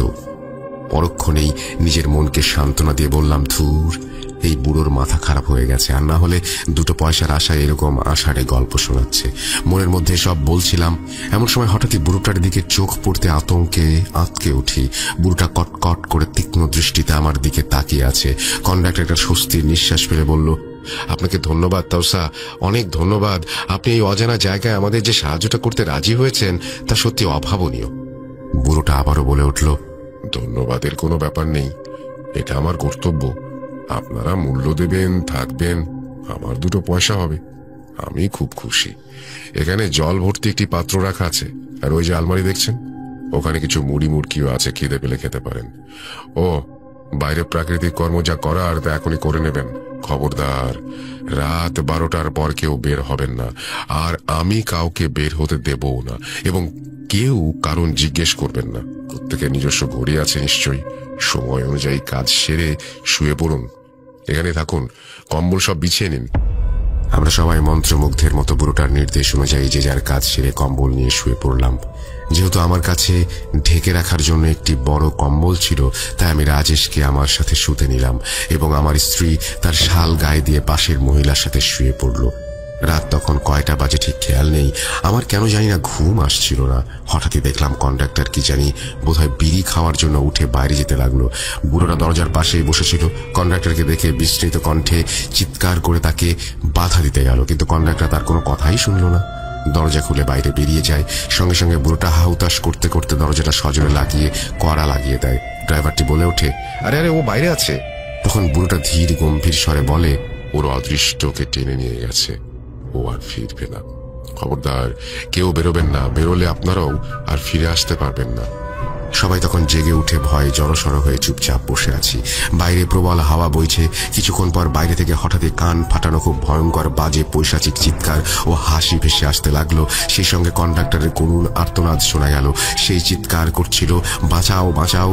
ড্রাইভার কিছু লোক কন্ডাক্টরকে সাহায্য করার জন্য বের হতে চাইলে বুড়োটা বাধা দেয় এবং আতঙ্কিত স্বরে বলে ওঠে, সবাই যদি চলে যান তাহলে সর্বনাশ হবে। যদি সেই শয়তান ভেতরে চলে আসে তাহলে কেউ বাঁচবেন না। এমন সময় জানালার রেলিংয়ে একটা বিভৎস ভয়ঙ্কর দৃশ্য দেখে শির দ্বারা দিয়ে বরফের স্রোত বয়ে যায়। রাজেশ চিৎকার করে তার মাকে জড়িয়ে ধরে। আমরা সবাই কাঠ হয়ে সেই দৃশ্য দেখতে থাকি। দেখে একটি বিভৎস লোমশযুক্ত কালো হাত কন্ডাক্টরের নিথর রক্তাক্ত দেহটা শূন্যে ঝুলিয়ে ধরে, মুখটা বিশ্রীভাবে ছেঁড়া কাটা, রক্ত চুইয়ে পড়ছে সেখান থেকে এবং ঘরের ভেতরে এসে পড়ছে সেই রক্ত। কয়েক মুহূর্ত খালি কিছু শব্দ, কিছু আওয়াজ। আগুনের মতো চোখগুলোর দিকে তাকানো যায় না এবং সে যে শব্দগুলো করছে সেগুলো শোনাও যায় না। খানিক বাদে খেয়াল করি সেই পৈশাচিক গর্জন ধীরে ধীরে ধূসর মরুভূমিতে মিলিয়ে যায়, কিন্তু আর চোখ খোলার সাহস হয়নি। সেইভাবেই কখন যে ঘুমিয়ে পড়ি খেয়াল নেই। সকালে উষ্ণ রোদের ছোঁয়ায় ঘুম ভাঙতে সেখানকার দৃশ্য দেখে আমরা সবাই হতবাক হয়ে গিয়েছিলাম। নিজেদের চোখকে বিশ্বাসই করতে পারছিলাম না। কোথায় সেই পান্থশালা? আমরা সবাই বালির ওপর শুয়ে আছি। আমাদের জিনিসপত্র সব সেই পাশেই পড়ে আছে। কয়েক হাত দূরে একটি সমাধি লক্ষ্য করলাম। আমাদের কারুর চোখই বিশ্বাস করতে পারছিল না। তার উপরে চৌধুরী সুমের সিং এবং ধন্য সিং লেখা ছিল। তার মানে গতরাতে যা ঘটেছে সবই স্বপ্ন নাকি বাস্তব? আর সেই কন্ডাক্টরই বা কোথায়? এমন সময় একজন রাখাল তার ভেড়ার পাল নিয়ে সেদিকে যাচ্ছিল। আমরা তাকে পুরো ব্যাপারটা বলতে সে বলে, বাবা সায়ের মুখে শুনেছি বহু বছর আগে এখানে একটা পান্থশালা ছিল, যেটার দেখাশোনা করত ওই চৌধুরী সুমের সিং এবং তার স্ত্রী ধন্য। লোকে বলে তাদের দুজনেরই মৃত্যুর পর আজও তাদের আত্মা বিপদগামী পথিককে সাহায্য করতে আসে। এই এলাকায় অনেক অশুভ আত্মা বাস করে যারা মানুষকে হত্যা করে, কিন্তু সুমের সিং এবং তার স্ত্রী ভালো আত্মা, তাই তারা লোকদের সাহায্য করতে আসে। এই সব বলে রাখাল চলে গেলে আমরা সবাই হাঁ হয়ে একে অপরের দিকে তাকিয়ে থাকি। তারপর সবাই মিলে জিনিসপত্র তুলে বাসের দিকে এগোলাম। সেখানে এসে দেখি কন্ডাক্টরের বিভৎস কাটাছেঁড়া হাত খাওয়া মৃতদেহটা বাসের কাছে পড়ে আছে। কিছুক্ষণ অপেক্ষা করার পর আরেকটি বাস আসলে আমরা সবাই তাতে উঠে পড়ি এবং নিজ নিজ গন্তব্যের দিকে রওনা দেই। আজও নিজে নিজেই মনে মনে লড়াই করি, সত্যি কি সেদিন যা ঘটেছিল তা কল্পনা আর কোনো জঙ্গলি জানোয়ারের কাজ, নাকি কোনো ভয়ঙ্কর বিভৎস পিশাচের মায়াজাল। তখন সন্ধ্যে 7টা ছুঁই ছুঁই। আমি আমার বন্ধু শহরে ফিরছিলাম সিএনজি করে। টাউন হল এসে আমরা নামলাম। সিএনজি চালক কামাল ভাই আমাদের সাথেই নামলেন। ওনার মুখে একটা গামছা জড়ানো। ওনার ভাড়া মিটিয়ে দিয়ে আমরা চায়ের দোকানে বসলাম। কামাল ভাই আমাদের সাথে বসলেন। আমার বন্ধু আমার জন্য আর কামাল ভাইয়ের জন্য চায়ের অর্ডার দিয়ে এসে বসে পড়লো আমাদের পাশে। আমি আমার পকেটে থাকা সিগারেটের প্যাকেট বের করে আমার বন্ধুকে একটা দিলাম আর নিজে একটা নিলাম। সিগারেটে আগুন দিয়ে আমরা দুজন মিলে সিগারেট খাচ্ছি। এমন সময়ে চা চলে এলো। চা এবং সিগারেট অর্ধেক হতেই আমার বন্ধু কামাল ভাইয়ের দিকে সিগারেটটা এগিয়ে দিতেই উনি ভয়ে আমার বন্ধুর হাতে একটা জোরে চড় দিয়ে সিগারেটটা ফেলে দেন। না না ভাই, আমাকে দেবেন না, এই জিনিস আমাকে দেবেন না। আমিও আমার বন্ধু অবাক হয়ে যায় কামাল ভাইয়ের এমন কাণ্ড দেখে। একটা সিগারেট সাধলাম আর এমন একটা আচরণ পেলাম। কামাল ভাইকে শান্ত করে পাশে বসলাম আমি। উনি আমাকে বললেন, ভাইজান, আসার পথে আপনাদের দুজনের আলাপ আমি শুনেছি, এই জন্যই আমিও এখানে এসে বসলাম আপনাদের সাথে চা খেতে। কিছু কথা ছিল, বলবো কি? আমি বললাম, হ্যাঁ ভাই বলেন। এরপর কামাল ভাই বলতে শুরু করলেন ওনার জীবনের এক আশ্চর্য ভয়ানক অধ্যায়, যা শোনার পর আমি কেন, যে কেউ সিগারেট খাবার আগে অন্তত একবার হলেও ভাববেন। ওর খোদার কাজের গতি বাড়ানো হয়। হুজুরের কথা মতো উপস্থিত ব্যক্তিবর্গদের সাথে আমরা জানাজার নামাজ আদায় করি। নামাজ শেষে আমার আব্বুর লাশ খাটিয়াতে ওঠানো হয়। এর মাঝে কয়েকজন আত্মীয় পরিজন চলে আসেন। অবশেষে আমরা আমার আব্বুর লাশ দাফন করার জন্য প্রস্তুতি নেই। আমি, চাচাতো দুই ভাই আব্বুর খাটিয়ায় কাঁধ দেবার জন্য তুলতে গিয়ে দেখি আব্বুর লাশ থেকে ধোঁয়া বের হচ্ছে, ঠিক যেমন ধোঁয়া রান্না বান্না বা অন্য যে কোনো কিছু বা সিগারেটের ধোঁয়াও যেরকম হয়, একটা কুণ্ডলি পাকানো ধোঁয়া, সেরকম একটা ধোঁয়ার কথা লিখেছেন সাবিত। আমি সেটাই যেভাবে লিখেছি আমি সেভাবেই পড়ছি আসলে, যে সিগারেটের ধোঁয়া বের হয়, সিগারেটের বোটকা একটা গন্ধে চারপাশ যেন ভারী হয়ে ওঠে। লাশের কাফন খুলে যাওয়া আমরা সেটা দেখি এবং কেউ কল্পনাও করতে পারবে না। কাফন ভর্তি লাশের ভেতর থেকে কেমন যেন অনেক আবর্জনা বের হয়ে আসে। এভাবে কেউ কোনো শত্রুতার জের ধরে, মানে আমি যেটা বলছি যে আচ্ছা সাবিত যেভাবে বলছে, আমি লিসেনারদের সাথে এই কথাটা আসলে শেয়ার করতেই চাই যে সাবিত যেভাবে বলছে এটা একটু অস্বাভাবিক, কিন্তু এটা বিচারের ভার আমি আপনাদের উপরে দিলাম। আপনারাই এটা কমেন্ট করে জানাতে পারেন যে লাশের কাফন খুলে দেখি সেখানে কেউ কল্পনাও করতে পারবে না কাফন ভর্তি লাশের চারপাশে সিগারেটের ফিল্টারে ভরে গেছে। আমরা ভাবলাম কেউ হয়তো শত্রুতার জের ধরে এমন জঘন্য কাজ করেছে।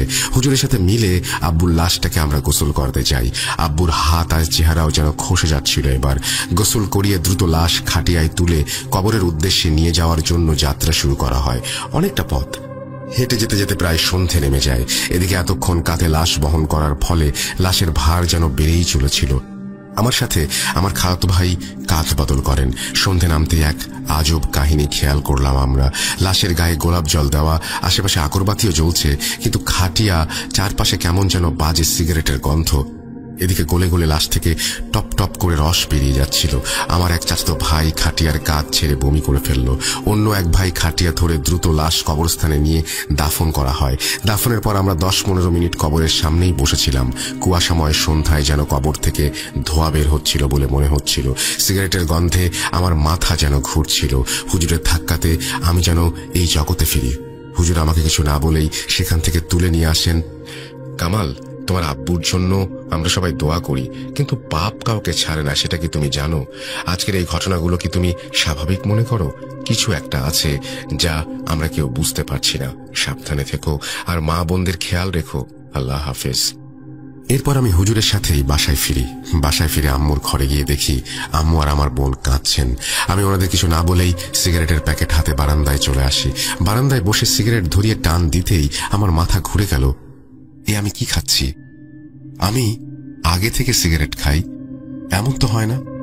সিগারেটটা ফেলে দিলাম, চলে এলাম ঘরে এসে আমি ধাক্কা খেলাম। দেখলাম আমার আব্বু আমার বিছানায় শুয়ে আছেন সিগারেট হাতে। আমাকে বলছেন, কিরে খাবি, নে খা। আমি দৌড়ে রুম থেকে বেরিয়ে আসি, আমার আম্মুর ঘরে চলে যাই। আম্মু আর আমার বোনকে সেদিন আমি সবকিছু বলিনি, হতে পারে সেগুলো আমার মনের ভুল। সেদিনের পর থেকে আমার জীবনটাও যেন বদলে গেল। সারা রাত নিশাচরের মতো জেগে থাকি, কিন্তু কেন সেটাও জানি না। সারাদিনে মাত্র 2-3 ঘন্টা ঘুমাই, কিন্তু খুবই পাতলা ঘুম। জেগে থাকি, নিজের অজান্তে সিগারেটের প্যাকেটে হাত চলে যায়। একের পর এক সিগারেট খেতেই থাকি। হাজার হাজার আওয়াজ পাই কানে। রাতের বেলা ছায়ার পর ছায়া দেখি। ওরা মনে হয় আমাকে কিছু বলতে চায়। আর আম্মুকে আমি সব জানালে উনি আমাকে ডাক্তারের কাছে নিয়ে যান। ডাক্তার আমার সব কথা শুনে স্মোক করা থেকে দূরে থাকার জন্য রিহ্যাবে থাকার পরামর্শ দেন। যথারীতি আমি রিহ্যাবে ভর্তি হই। ভেবেছিলাম এখান থেকে সুন্দর ও স্বাভাবিক জীবনে ফিরব, কিন্তু কে জানতো আমার জায়গা রিহ্যাবেও হবে না। রিহ্যাবে আমি ছিলাম মাত্র 3 রাত। কেন রিহ্যাব থেকে আমাকে বের করে দেয়া হয়েছে জানেন? বলছি। রিহ্যাবের প্রথম রাতে খাবারের পর ওনারা আমাকে মেডিসিন খেতে দিয়েছিলেন। মেডিসিন খেয়ে ঘুমানোর জন্য আমি প্রস্তুতি নিচ্ছিলাম। এমন সময় আমার নাকে প্রচন্ড পরিমাণ সিগারেটের গন্ধ ভেসে আসলো। আমি দরজা দিয়ে বের হয়ে দেখি নিচতলার গার্ড সিগারেট খাচ্ছেন। আমি দৌড়ে গিয়ে সিগারেট কেড়ে নিতে যাই। এদিকে আমার দৌড়ানোর শব্দ শুনে কর্তৃপক্ষ আমাকে ধরতে এগিয়ে আসে। আমি গার্ডের হাতে কামড় বসিয়ে দেই সিগারেট নেবার জন্য। এরপর আমার মুখ থেকে গার্ডের হাত ছাড়িয়ে ওনারা আমাকে আমার ঘরে এনে বেঁধে ফেলেন। ওনাদের ডাক্তার এসে আমাকে পরীক্ষা করেন। উনি আমাদের কিছু একটা ইনজেকশন দিয়ে স্ট্যাবল করেন আর কর্তৃপক্ষকে বলেন, সিগারেট স্মোকার তো এতটা ভায়োলেন্ট হয় না, এর কি সমস্যা বুঝতে পারছি না, ওকে মানসিক রোগী বলেও মনে হচ্ছে। ডাক্তারের সব কথা শুনে আমার প্রচন্ড রাগ হচ্ছিল। পরের দিন সকালে আমার আম্মু আর আমার বোনকে খবর দেওয়া হয় আমার অবস্থা বর্ণনা করার জন্য। আমার আম্মুর কান্না আমি সেদিন সহ্যই করতে পারছিলাম না। রিহাবের দ্বিতীয় রাত। খাওয়া দাওয়া শেষ করে মেডিসিন নিয়ে ঘুমিয়েছিলাম আমি। মধ্যরাতে ঘুম ভাঙল কাশির জন্য। উঠে দেখি রুমে সিগারেটের ধোঁয়া আর কুয়াশায় ভরে গেছে। আমার রুমের মেঝেতে অসংখ্য ইঁদুর আর টিকটিকি মরে পড়ে আছে। ধোঁয়ার ধুম্র জালে যেন আমি দম নিতে পারছিলাম না। কখন জ্ঞান হারাই জানি না। জ্ঞান ফিরতে আমি রিহাবের কাছে থাকা হাসপাতালের বেডে নিজেকে আবিষ্কার করি। আমার মা ও বোন আমার পাশে বসেছিলেন। কি হয়েছে জিজ্ঞেস করতেই ওনারা আমাকে বললেন, গতকাল রাতে আমার রুম থেকে রিহাবের সিকিউরিটি গার্ড কেমন যেন কুঁই কুঁই আওয়াজ শুনতে পায়। মনে হচ্ছিল কেউ যেন তার জীবনের শেষ প্রহর গুনছে। দম নেয়ার কষ্ট থেকে কুঁই কুঁই শব্দ হচ্ছিল। গার্ড আমার রুমে ঢুকে দেখে আমি রুমের বিছানায় বসে সিগারেট খাচ্ছি আর আমার মুখের চামড়া খসে খসে নাকি পড়ছে। উনি শুরুতে মনের ভুল ভেবে চোখ কোঁচলে আবারও আমার দিকে তাকান। উনি এরপর দেখেন আমার পেছনে একটা ছায়া যার দুটি চোখ জলজল করছিল। উনি নাকি নড়তেও পারছিলেন না আর কথাও বলতে পারছিলেন না। আমি নাকি ওনাকে ভারী গলায় বলেছিলাম, আমাকে তুই দেখে ফেলেছিস, এবার তোকে মরতে হবে, কিভাবে তোর মরণ হবে। এই কথা বলে আমি নাকি আমার পেছনের ছায়ার দিকে তাকাই। এই ছায়াটা আমাকে খুব যত্ন করে বিছানায় শুইয়ে দিল আর আস্তে আস্তে আমার গলা কেটে দিল।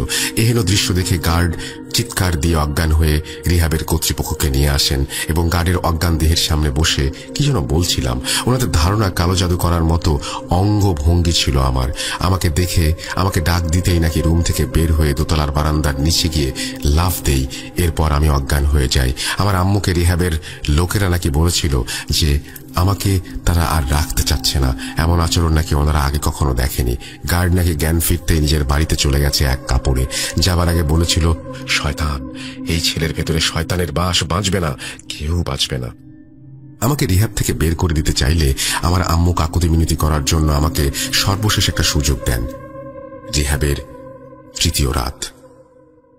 তৃতীয় রাতের কথা আমার তেমন কিছু মনে নেই। কর্তব্যরত অফিসারের ভাষায় সেদিন সন্ধ্যাবেলা থেকে রিহাবের আবহাওয়া কেমন যেন ঠান্ডা আর গোমট হয়েছিল। রাত বাড়ার সাথে সাথে যেন আবহাওয়া আরো থমকে যাচ্ছিল। উনি ওনার ডিউটি শেষ করে সবার রুমগুলো চেক করছিলেন। আমার রুমের সামনে আসতেই উনি বিদঘুটে বাজে রকমের ফিক ফিক হাসির শব্দ শুনতে পান। উনি রুমে ঢুকে দেখেন আমি মেঝেতে বসে কি যেন করছিলাম। ওনার ভাষ্য মতে আমি মন্ত্র টাইপের কিছু একটা পড়ছিলাম। হঠাৎ উনি বুঝতে পারেন যে রিহাবের বাকি পেশেন্টদের রুমের দরজা সব একই সাথে খুলে গেল। উনি আমার রুম থেকে বেরিয়ে দেখেন রিহাবের বাকি সমস্ত পেশেন্ট স্লিপ ওয়াকিং করে আমাদের রুমের সামনে এসে জড়ো হয়েছে। তারা করজোরে আমার রুমের সামনে দাঁড়িয়ে পড়ল। উনি ভয়ে ঘেমে একসা হয়ে গিয়েছিলেন। কয়েক সেকেন্ড পরে আমি রুম থেকে বেরিয়ে এসে তাদের উদ্দেশ্যে কিছু কথা বলছিলাম। ওনার ভাষ্য মতে আমি মোটা আওয়াজে যা বলছিলাম তা ছিল এরকম যে আমরা দুনিয়াতে হাঁটছি এদিক থেকে ওদিক, আমাদের ঘুম নেই, রাত নেই, দিন দিন আমরা মানব জাতির শত্রু, আমরা ডাকে সাড়া দিয়েছি, যাও নিজের কাজে লেগে যাও। এসব কথা শেষে আমরা সকলেই নাকি ওনার চোখের দিকে তাকাই। আমরা নাকি ওনাকে ধরার চেষ্টা করি। উনি দৌড় দিয়ে বেরিয়ে যান। ওনার জ্ঞান ফিরে আসে। জিজ্ঞেস করা হয় তখন যে উনি সবাইকে বলেন এমন ভয়ানক চোখ আর চেহারা উনি নাকি কখনো দেখেননি। ওনার ভয় পেয়ে গার্ডের চাকরি চলে যায়। রিহাবের অফিসিয়াল কর্মকর্তারা আমার আম্মুকে বিষয়টি অবগত করেন আর আমাকে নিয়ে যাবার জন্য অনুরোধ জানান। আমি নাকি বাসায় ফেরার সময় সারা রাস্তা সিগারেট খেতে খেতে বাসায় এসেছিলাম সেদিন। বাড়ি আসার পর আম্মুই খেয়াল রাখতেন আমি পড়াশোনা সবকিছু ছেড়ে দেই। আমার জন্য নাকি বাকি ছাত্রদের উপর বিরূপ প্রভাব পড়তো। আমি প্রতি রাতে আমার ঘরে একজনের অস্তিত্ব অনুভব করতাম। মনে হতো এটা আমার আব্বুর অস্তিত্ব। আমার আব্বু আমাকে কিছু বলতে চাইছে, এমন ভাবার কিছু কারণ আছে। আমার বাবা জীবিত অবস্থায় গোসল করতে ঢুকলে যেমন সেখান থেকে বের হয়ে আসার আগ পর্যন্ত শাওয়ার ছেড়ে রাখতেন, মাঝে মাঝে আমি বাথরুম থেকে শাওয়ার এভাবে ছেড়ে রাখার আওয়াজ পাই। রাতের বেলা আব্বু তার হাতে গলায় আতর লাগিয়ে ঘুমাতেন। আমি সেই আতরের তীব্র ঘ্রাণও পেতাম। একদিন রাতের বেলা আমার ফোনের রং নাম্বার থেকে একটা কল আসে যে আমাকে পরিচয় দিলে জানতে পারি আমার বাবা, তার নাম একই। এগুলো কিসের লক্ষণ? তাহলে কি রিহাবে আমার আব্বু আমার সাথে যোগাযোগ করতে চাইছিলেন কোনো কারণে? আমার আব্বুকে আমাকে কিছু বলতে চেয়েছিলেন, কিন্তু মৃত্যুর পর তো আর কোনো রূহ দুনিয়ার মাঝে যোগাযোগ করতে পারে না। তাহলে কি হচ্ছে?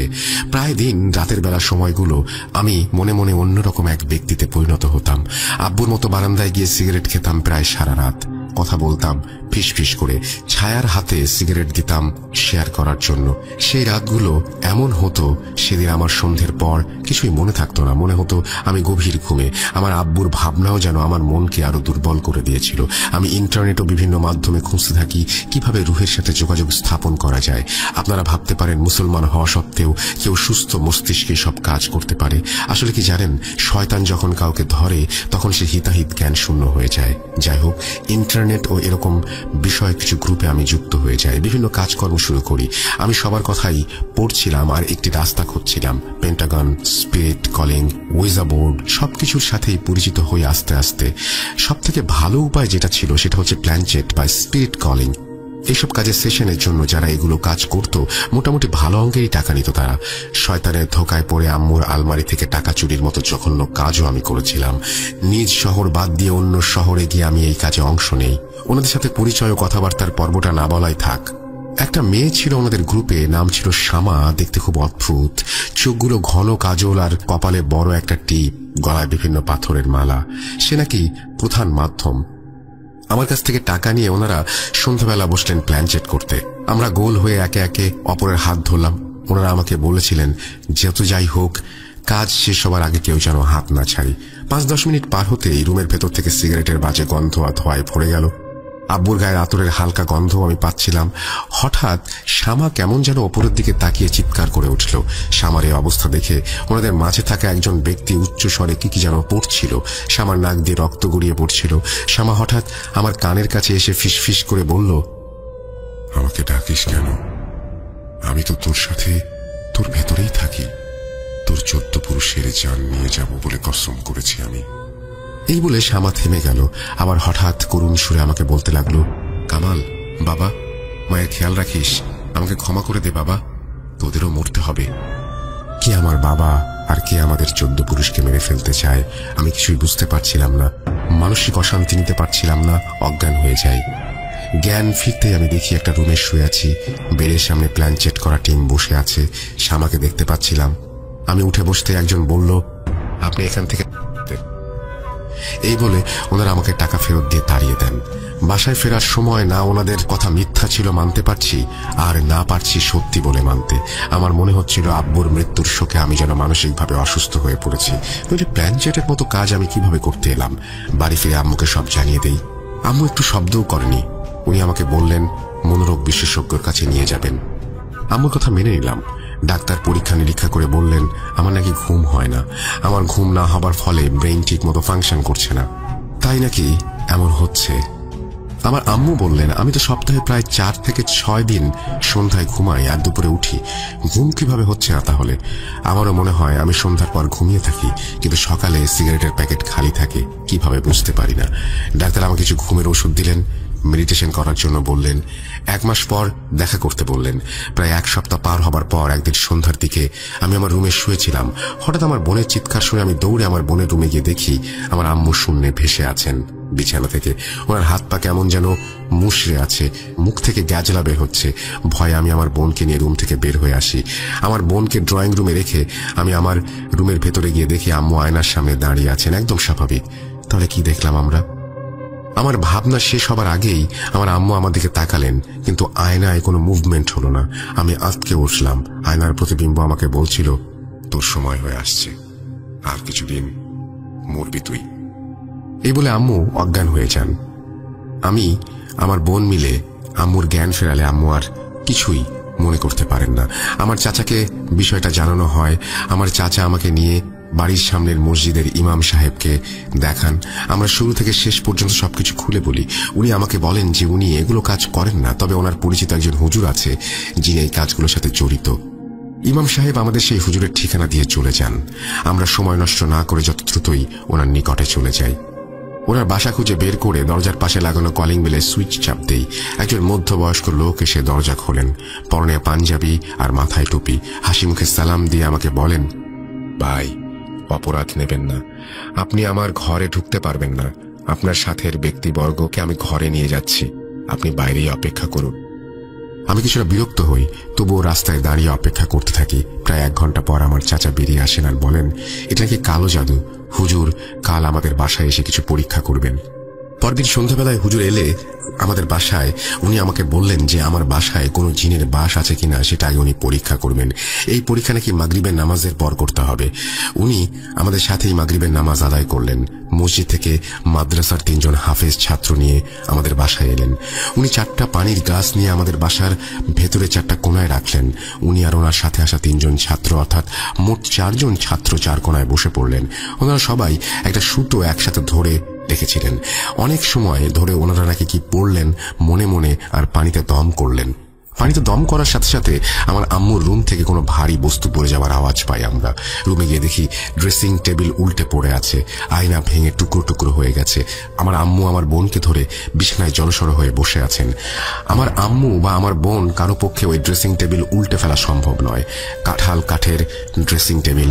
বাসা বদলাতে গেলেও 5-6 জন শক্তিশালী পুরুষ হুজুরের সাথে থাকা 3 জন ছাত্র রুম থেকে বেরিয়ে এলেন। ওনাদের একই অবস্থা। আমরা বাসার ভেতরে গিয়ে ওনাদের গায়ে গরম চাদর দেয় ব্যবহার করার জন্য। হুজুর বললেন, ভাই এভাবে কালো জাদুও হয় জানা ছিল না। মানুষ কত নিচে নামতে পারে আল্লাহ মালুম। আজ আসি, কাল সন্ধ্যায় সব কাজ হবে ইনশাল্লাহ। আমাদের শত প্রশ্ন থাকলেও উনি উত্তর না দিয়ে চলে যান। আমার চাচা হুজুরকে এগিয়ে দিতে গেলেন। আমরা বাসায় চলে আসলাম। কথায় আছে অপেক্ষার প্রহর নাকি লম্বা। আগামীকাল সব প্রশ্নের উত্তর পাবো ভেবে ঘুম আসছিল না। আমারও সময় কাটছিল না। নির্ঘুম রাত, বারবার পানি পিপাসা পাচ্ছিল আমার। রাত যখন মাঝামাঝি পানি খেতে গিয়ে অন্ধকারে কিছু একটা দেখলাম বলে মনে হলো। বাইরে ল্যাম্পপোস্টের হালকা আলোয় অন্ধকার তো গভীর বলে মনে হচ্ছিল না। আমি দেখলাম একটা বিশাল আকৃতির ছায়া, আর তার সামনে আমার মা দাঁড়িয়ে আছে। আমার মায়ের শরীর থেকে ধোঁয়া বের হচ্ছে, যেমন আমার বাবার লাশ থেকে বের হচ্ছিল। আমি ভয় পেয়ে গেলাম। এমন কিসের ছায়া এত বড়? আমার মায়ের ছায়া তো আমি দেখলে চিনব। এটা কি তাহলে? এর মাঝে আমার বোন বেরিয়ে এলো রুম থেকে। আমার মাকে আমি দেখলাম সে আমার বোনের 2 পা 2 দিকে উল্টে ধরলেন, আর আমার বোন কোনো শব্দ না করে অজ্ঞান হয়ে গেল। আমার মা হেঁটে হেঁটে রান্নাঘরের দিকে পা বাড়ালেন। আমি ওনার পিছু পিছু গেলাম। আমি দেখলাম আমার আম্মু একটা ছুরি নিয়ে আমার বোনের গলার দিকে এগিয়ে যাচ্ছেন। আমি দৌড়ে আমার আম্মুকে ধাক্কা দিয়ে ফেলে দিলাম, আর আমার বোনকে কোলে তুলে নিয়ে আমার রুমে এসে দরজা বন্ধ করে দিলাম। বাইরে থেকে আমার মায়ের পুরুষ কণ্ঠ, আমার কাজে বাধা দিয়েছিস, এই সমস্ত আরো অনেক কিছু সাবিত লিখেছে, সেগুলো আমি আর পড়লাম না। এবং তারপরে কোনো রকমে সেই রাতটি পার হলো। পরের দিন সন্ধ্যাবেলায় হুজুর এলেন আমাদের বাসায়। ওনাদের সাথে আজ নতুন 3 জন মাদ্রাসার ছাত্র। হুজুর আমাদের সবাইকে একটা জায়নামাজে বসালেন। উনি নিজে আমাদের সামনে বসে দোয়া পড়তে থাকলেন। একে একে আমাদের সবাইকে পানি পড়া খাওয়ান উনি। পানি পড়া খাওয়ার পর আমার কেমন যেন মাথা ঘুরছিল, কষ্ট হচ্ছিল। এরপরের ঘটনা আমি শুনেছি আমার বোনের কাছ থেকে। আমার বোনের ভাষ্যমতে সেদিন সন্ধ্যাবেলায় সব প্রশ্নের সমাধান হয়েছিল। কেন আর কি কারণে আমার বাবা মারা গেলেন আর আমার সাথে এমন হয়েছে, সবকিছুর জট সেদিন খুলেছিল। শুনুন আমার বোনের ভাষায়। পানি খাওয়ার পর কামাল ভাইয়া কেমন যেন গড়গড় শব্দ করছিল। হুজুর আমাদের সবাইকে জায়নামাজ থেকে উঠে যেতে বললেন। আমরা সবাই গোল হয়ে পানির সাথে আতর না কি যেন একটা মিশিয়ে একটা লাঠি দিয়ে ভাইয়ার চারপাশে একটা বৃত্ত এঁকে দেন। উনি বলেন, ভাইয়ার ভেতর শয়তানের বাস আমাদের বাবা মারা যাবার পর থেকেই। এই কারণেই নাকি হুজুরের বাসায় সেদিন হুজুর ভাইয়াকে ঢুকতে বারণ করেছিলেন। যদি শয়তান কাজ করার সব পদ্ধতি জেনে যায় তাহলে তো প্রতিরোধ করতে পারবে। এই বলে হুজুর ভাইয়াকে বাসায় ঢোকার অনুমতি দেননি। হুজুর ভাইয়াকে কিছু বললেন না। উনি নিচের দিকে তাকিয়ে শুধু একটা প্রশ্নই করলেন, কেন কেন করেছেন এই কাজ? এই কথা শুনে আমার চাচা রেগে গেলেন আর বললেন, ছোটবেলা থেকেই শুনেছি ছোট ছেলেরা আদর বেশি পায়। কই, আমি তো পেলাম না। আব্বা মারা যাবার আগে আমার নামে কানাকড়িও দিয়ে যাননি। কেন? আমি নেশাগ্রস্ত ছিলাম বলে? আমার কি অধিকার নাই? আমার ভাইকে সব দিয়ে দিল। আমি আমার বাবা মারা যাওয়ার পরে ভাইজানকে বলেছিলাম আমার কিছু সম্পত্তির অংশ দিতে, সে দিল না। বলল আমি নেশা ছেড়ে দিলে তারপর দেবে, না হলে আমি নাকি সব বিক্রি করে শেষ করে দেব। আমার ছেলে মেয়ে নেই, পরিবার নেই, আর তাই আমি ওর উপরে কালো জাদু করেছি। কি দিয়ে জানেন? যে জিনিসটা আমার বাবা ঘৃণা করত, নেশা, সিগারেট, কালো জাদু করেছি সেটা দিয়ে। এরপর তিনি আরো অনেক কথা বলেছেন এবং শয়তানকে পুরস্কার হিসেবে 14 পুরুষ অর্থাৎ আসন্ন উত্তরাধিকারের মৃত্যুর জিম্মাও তিনি দিয়েছেন। এই বলে তারপর তিনি অনেক কথা বলেন এবং তিনি আরো বলেন যে আমি ওকে মেরেছি, তারপরে ওর ছেলেকে ধরিয়েছি এই জিনিস। কাল সন্ধ্যায় আপনি এসে বললেন আজ কাজ করবেন, তাই আমি কোনো রিস্ক নিতে চাইনি। রাতেই মেরে ফেলতে চেয়েছিলাম সবাইকে, তাই শয়তানকে আহ্বান করতে এসেছিলাম রাতে। কিন্তু আপনি ভালো বুদ্ধিমান হুজুর, বাসা বন্ধ করে নিজের জিন দিয়ে গার্ড দিয়েছিলেন। এই সমস্ত কথা বলার পরে তারপরে দেখা যায় যে জিজ্ঞেস করে তারপর সবকিছু স্বীকার করেন। একটা সময় আম্মুর কথা শুনে চাচা কান্না ভরা গলায় বলেন, গতরাতে পুরস্কার স্বরূপ সেই শয়তানের কাছে আমার, কামাল ভাইয়ের আর আম্মুর মৃত্যুর জিম্মা দেয়া হয়। আর সেটা সফল না হয় এই চাচার ওপরে এবার সে ক্ষিপ্ত, চাচাকে মেরে ফেলবে সে, এবং এই সমস্ত কথা বলে আর কি। তো কামাল ভাই ওনার বোনকে বলা কথাগুলো, আমি এর মাঝখানে অনেক কিছু আছে যেগুলো আমি আসলে বুঝতে পারলাম যে এটা একটা কালো জাদুর ঘটনা ছিল, এবং সাবিত সেই ঘটনাটি বলেছেন। এবং তারপরে তিনি বলছেন এই ঘটনা 3 মাস পর জানতে পারি আমার চাচা আত্মহত্যা করেছেন। এর 3 মাস পর জানতে পারি আমার চাচাতো ভাই অজানা কারণে মারা গেছেন। চাচাদের পরিবারের সাথে আমাদের কোনো সম্পর্কও ছিল না। কয়েক মাসের মাঝে তাদের পরিবার শেষ হয়ে যায়। এখনো সে নাকি সিগারেটের গন্ধ পায়, তাই তিনি লিখেছেন খুব খেতে ইচ্ছা করে কিন্তু খাই না। তো এটার মধ্যে কোনো রকম মানে কি বলবো, এটাকে ফেক কোনো কিছু নাই, নিজের সাথে ঘটে যাওয়া একটা ঘটনা আমি শেয়ার করতে চলেছি। তো আমি ঘটনাতে চলে যাই কথা না পেঁচিয়ে। তো ঘটনাটা হচ্ছে 2014 থেকে 15 সালের দিকে মেবি, আমাদের ঠিক সময়টা মনে নাই। তখন আমি এইচএসসি পরীক্ষা দিব। হ্যাঁ, পরীক্ষা তখনও হয় নাই, পরীক্ষা দিব আমি। তো শুরুতেই বলে রাখি, আমি আগে 5 ওয়াক্ত নামাজ কালাম করতাম, এখনো যদিও করি তবে একটু কম হয়ে যায় আর কি, মাঝে মাঝে অনেকগুলা মিস যায়।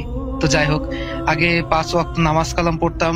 এমনও সময় গেছে আপনার মাঝে মাঝে আমি মসজিদে আজান দিতাম, মুয়াজ্জিন সাহেব এসে বলতেন যে আজকে আজান দিবা, তুমি দিতে চাইলে দাও। তো শখ করে আর কি সে সময় আজান দিতাম। মানে এগুলোর প্রতি খুবই একটা টান ছিল, কারণ সেই সময় তো আচ্ছা শুরুতে তার আগে আমি আরেকটা কথা বলে নি। আমার বাসা হচ্ছে যে চুয়াডাঙ্গা জেলার দর্শনাতে, নাম শুনেছেন হয়তো বা অনেকেই, এটা খুলনা বিভাগের মধ্যে পড়ে। আর আমার নাম হচ্ছে যে সামিউল। তো সেই সময় আমি কি বলবো, মসজিদের প্রতি একটা অন্যরকম একটা টান ছিল। আজান দেওয়া মানে আমি মসজিদে আছি। তো এরকম আমার পাশের বাসায় একটা ভাই আছে আর কি, তার নাম আনিস। তো আমরা দুইজন মিলে একসাথে নামাজ পড়তে যেতাম। তো একদিন সন্ধ্যার সময় আমি নামাজ পড়তে যাব, নামাজ পড়ার জন্য রেডি হয়েছি, আজান মাত্র দিচ্ছে, মানে এখনো শেষ হয় নাই। তো সেই সময় আমার আনিস ভাইদের বাসা আর আমাদের বাসা কিন্তু পাশাপাশি, বলে রাখি। একটা বাসা, আমাদের বাসা ডান সাইডে একটা ফাঁকা জমি, তার পাশে একটা মানে আমার ওই ভাইদের বাসা।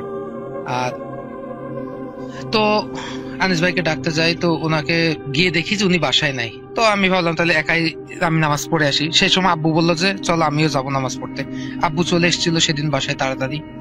তো মসজিদ থেকে আমার বাসার দূরত্ব হচ্ছে যে সর্বোচ্চ 1 মিনিট কি 2 মিনিটের মতো হবে, এর বেশি না। তো আমি আমি আর আব্বু নামাজ পড়তে গেলাম। তো জানেন আমাদের মূলত হয় যেটা, নামাজ শেষে সুন্নত যে নামাজটা পড়তে হয় সেটা মূলত হচ্ছে মুরব্বী যারা আছে তাদের থেকে আমাদের একটু বেশি আগে শেষ হয়ে যায়। তো সেদিন আবার প্রচন্ড আকারে মেঘ করছে আকাশে। মেঘ থাকার কারণে দেখবেন যে প্রচুর মেঘ করলে একটু অন্ধকার মতো হয়ে যায়, দুপুর বেলাও মনে হয় যে অনেক অন্ধকার।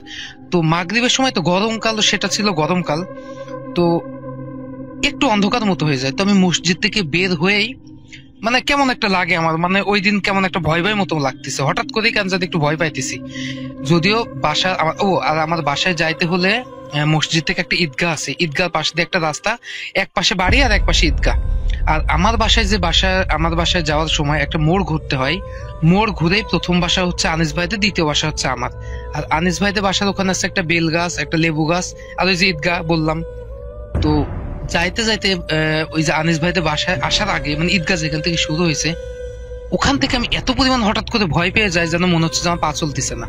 হঠাৎ করেই আমি কিছুই বুঝলাম না, মানে নামাজ পড়ে আসলাম, হঠাৎ করে আমি ভয় পাইতেছি, যেন আমার মনে হচ্ছে যে পিছন থেকে কেউ একটা আসতেছে। আমি আর হাঁটতে পারতেছি না, আমি এত পরিমাণে ভয় পাইছি যে আমি চিল্লাইতেও পারতেছি না। মানে আমি কি বলবো, মানে আসলে এটা আসলে বলার মতো না। তো এত পরিমাণে ভয় পাচ্ছি, তো হাঁটতেছি, আসার সময় ওই যে বেল গাছ বললাম, লেবু গাছ, ওই পর্যন্ত এসে যে মোড়টা ঘুরেছি, আনিস ভাইতে বাসা বললাম পরে আমার, ওই জায়গায় এসে আমি এত ভয় পাইতেছি যে না, এবার আমার পিছনে দেখতেই হবে কে আসছে। আর আমি এত বোকা ছিলাম, মানে কি বলবো, সেই সময় পিছনে ঘুরি আর কি, ঘুরে দেখি যে আমার আব্বু আসতেছে। আমি কিন্তু মানে এমন একটা ভয় পাইছি আমি, যে মানে কি না কি, আমি তো অন্যরকম কিছু ভেবে নিছি যে না মানে কিছু একটা হইতেছে হয়তো আমার সাথে। তো বাট দেখি যে আমার আব্বুর সাথে পিছনে ছিল। তো আমি আব্বুর সাথে বললাম যে তুমি আমার সাথে নামাজ পড়ে চলে আসতেছো? তো বললো যে মানে একটা বলে উত্তর দিল। তো একসাথে চলে আসলাম। আমার বাবা ছিল আমার থেকে 1-2 হাত পিছনে। তো এসে আনিস ভাইদের বাসায় আমি ঢুকে গেলাম, দেখতেছি যে আনিস ভাই চলে এসছে। তো জিজ্ঞাসা করলাম কি ব্যাপার ভাই, নামাজ পড়তে গেলেন না আজকে? তো বললো যে আমি হচ্ছে যে বাজারে গেছিলাম আজকে, এজন্য নামাজ পড়তে যাইতে পারি নাই। তো আমি বললাম যে আচ্ছা। তো তখন আমি একটা জিনিস ভাবতেছিলাম যে অন্যদিন আমি যদি নামাজ পড়তে আসার সময় কিংবা সন্ধ্যার পরে বিশেষ করে অন্য বাড়িতে যাই কিংবা একটু বাসা বাইরে থেকে বলেই বাসায় এসো তাড়াতাড়ি পড়তে বসো, আজকে কিছু বললো না কেন? তো এই ভেবে আনিস ভাইদের বাসায় গেটটা খুলে এক দৌড়ে আমি আমার ঘরে ঢুকে পড়ি, মানে বাসায় চলে যায়। আমার বাসায় গিয়ে আম্মু কই যে আব্বু কই, কলেজে তোর আব্বু এখনো আসে নাই। এই যে আমি খাটের উপর ধাপ করে একটা পড়ে গেছি যে আব্বু নাই, মানে আমি তো আব্বুর সাথে আসলাম, আব্বুর সাথে আমি কথা বললাম, একসাথে আমি বাসা পর্যন্ত আসলাম ঈদগাহ থেকে। কই না তো আব্বু তো এখন আসে নাই। আম্মু তো কিছু একটা বুঝতে পারে, আমাদের লবণ পানি খেতে দিছে, মানে আমাদের ওইদিকে একটা প্রচলিত আছে একটু ভয় পাইলে লবণ পানি খাইতে দেয়, জানি না এটা সব জায়গায় আছে কিনা। তো লবণ পানি খাইতে দিয়ে আম্মু বলে তুই গোসল করে নে। আমি ওয়াশরুমে দরজা খুলে গোসল করছি, মানে কি বলবো আমি এত পরিমাণে আমি ভয় পাইছি। গোসল করে আমি রীতিমতো ঘামতেছি পুরো, আম্মু আমাদের ফ্যান চলতেছে উপরে বাট পাখা দিয়ে বাতাস করতেছে। তো বসে আছি, তো এরকম প্রায় 40 মিনিট পর আমার আব্বু আসে বাসায়। 40 মিনিট পর আব্বু আসার পর আমি বললাম তুমি কি বাসায় আসছিলে, আমাদেরকে আগায় দিয়ে গেছিলা নাকি? বললো যে না, আমি তো মসজিদ থেকে মাত্র বের হইলাম, এতক্ষণ ওই যে মসজিদের যিনি সভাপতি আছে আর কি ওনার সাথে কথা বলতেছিলাম, কথা বলে মাত্র মসজিদ থেকে বের হইলাম। মানে আমি আপনাকে আসলে এটা বলে বুঝাইতে পারবো না ওই মুহূর্তে ফিলিংসটা আমার। এত পরিমাণে আমি ভয় পাইছি, এত পরিমাণে আমি ভয় পাইছি, মানে আমার মুখ দিয়ে কোনো কথা বাইরে হইতেছে না। তাহলে আমি যে এতক্ষণ আসলাম প্রায় 1 মিনিট মতো, আমি কার সাথে আসলাম? মানে আমাদের বাসা পর্যন্ত নিয়ে আসলো কে? আমি তো আব্বুর সাথে আসলাম, কথা বললাম, একসাথে আসলাম। যেখানে আমি বলেছিলাম মসজিদ থেকে বের হয়ে হঠাৎ করে আমার ভয় পাইতেছিলাম, আমি পা চলতেছে না, সেখানে পিছনে ঘুরে যখন দেখি আমার আব্বু, তখন ভাবলাম মনে আমি আব্বু আসতেছে, আমার অন্যরকম আমি একটা ভয় পাইছি। তাহলে আমি কার সাথে এতক্ষণ আসলাম?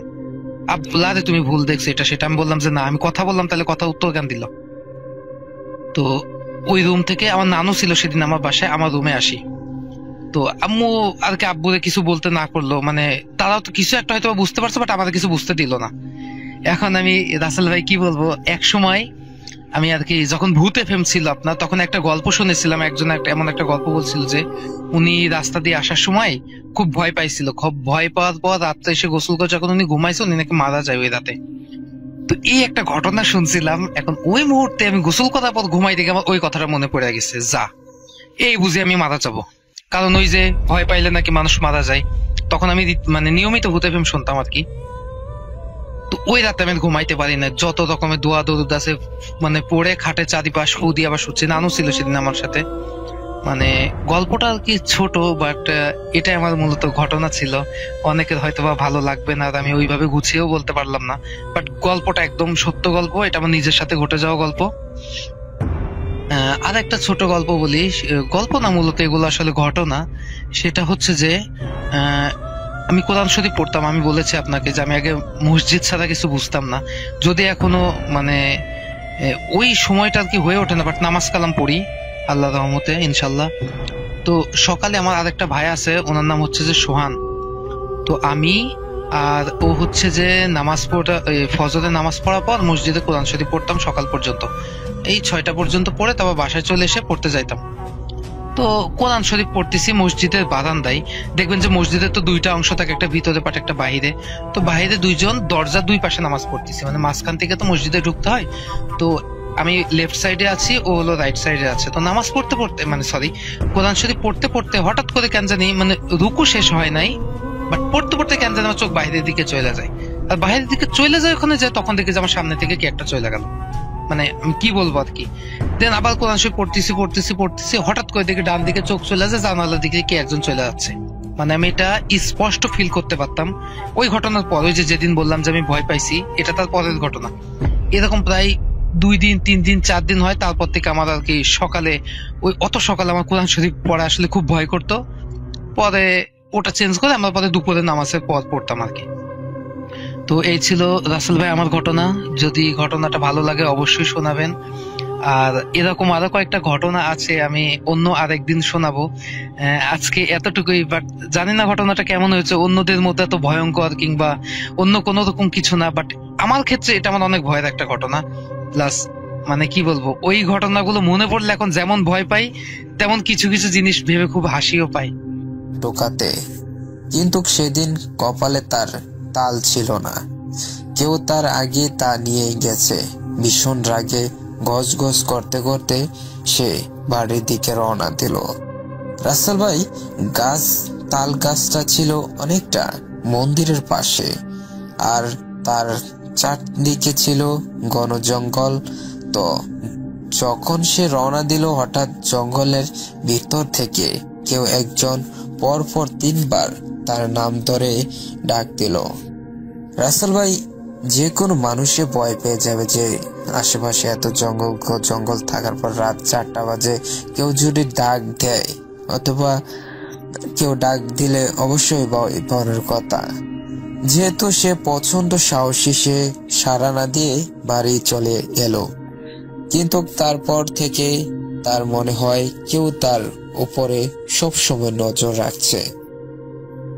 সে আমার সব বলে আর বলে, আমি যেন তা কাউকে না বলি। তো আমি তাই করলাম। জানুয়ারি 2008 সাল, রাতে 12টা বাজে। বাড়িতে মেহমান, তাই সে বাথরুমে গিয়েছে।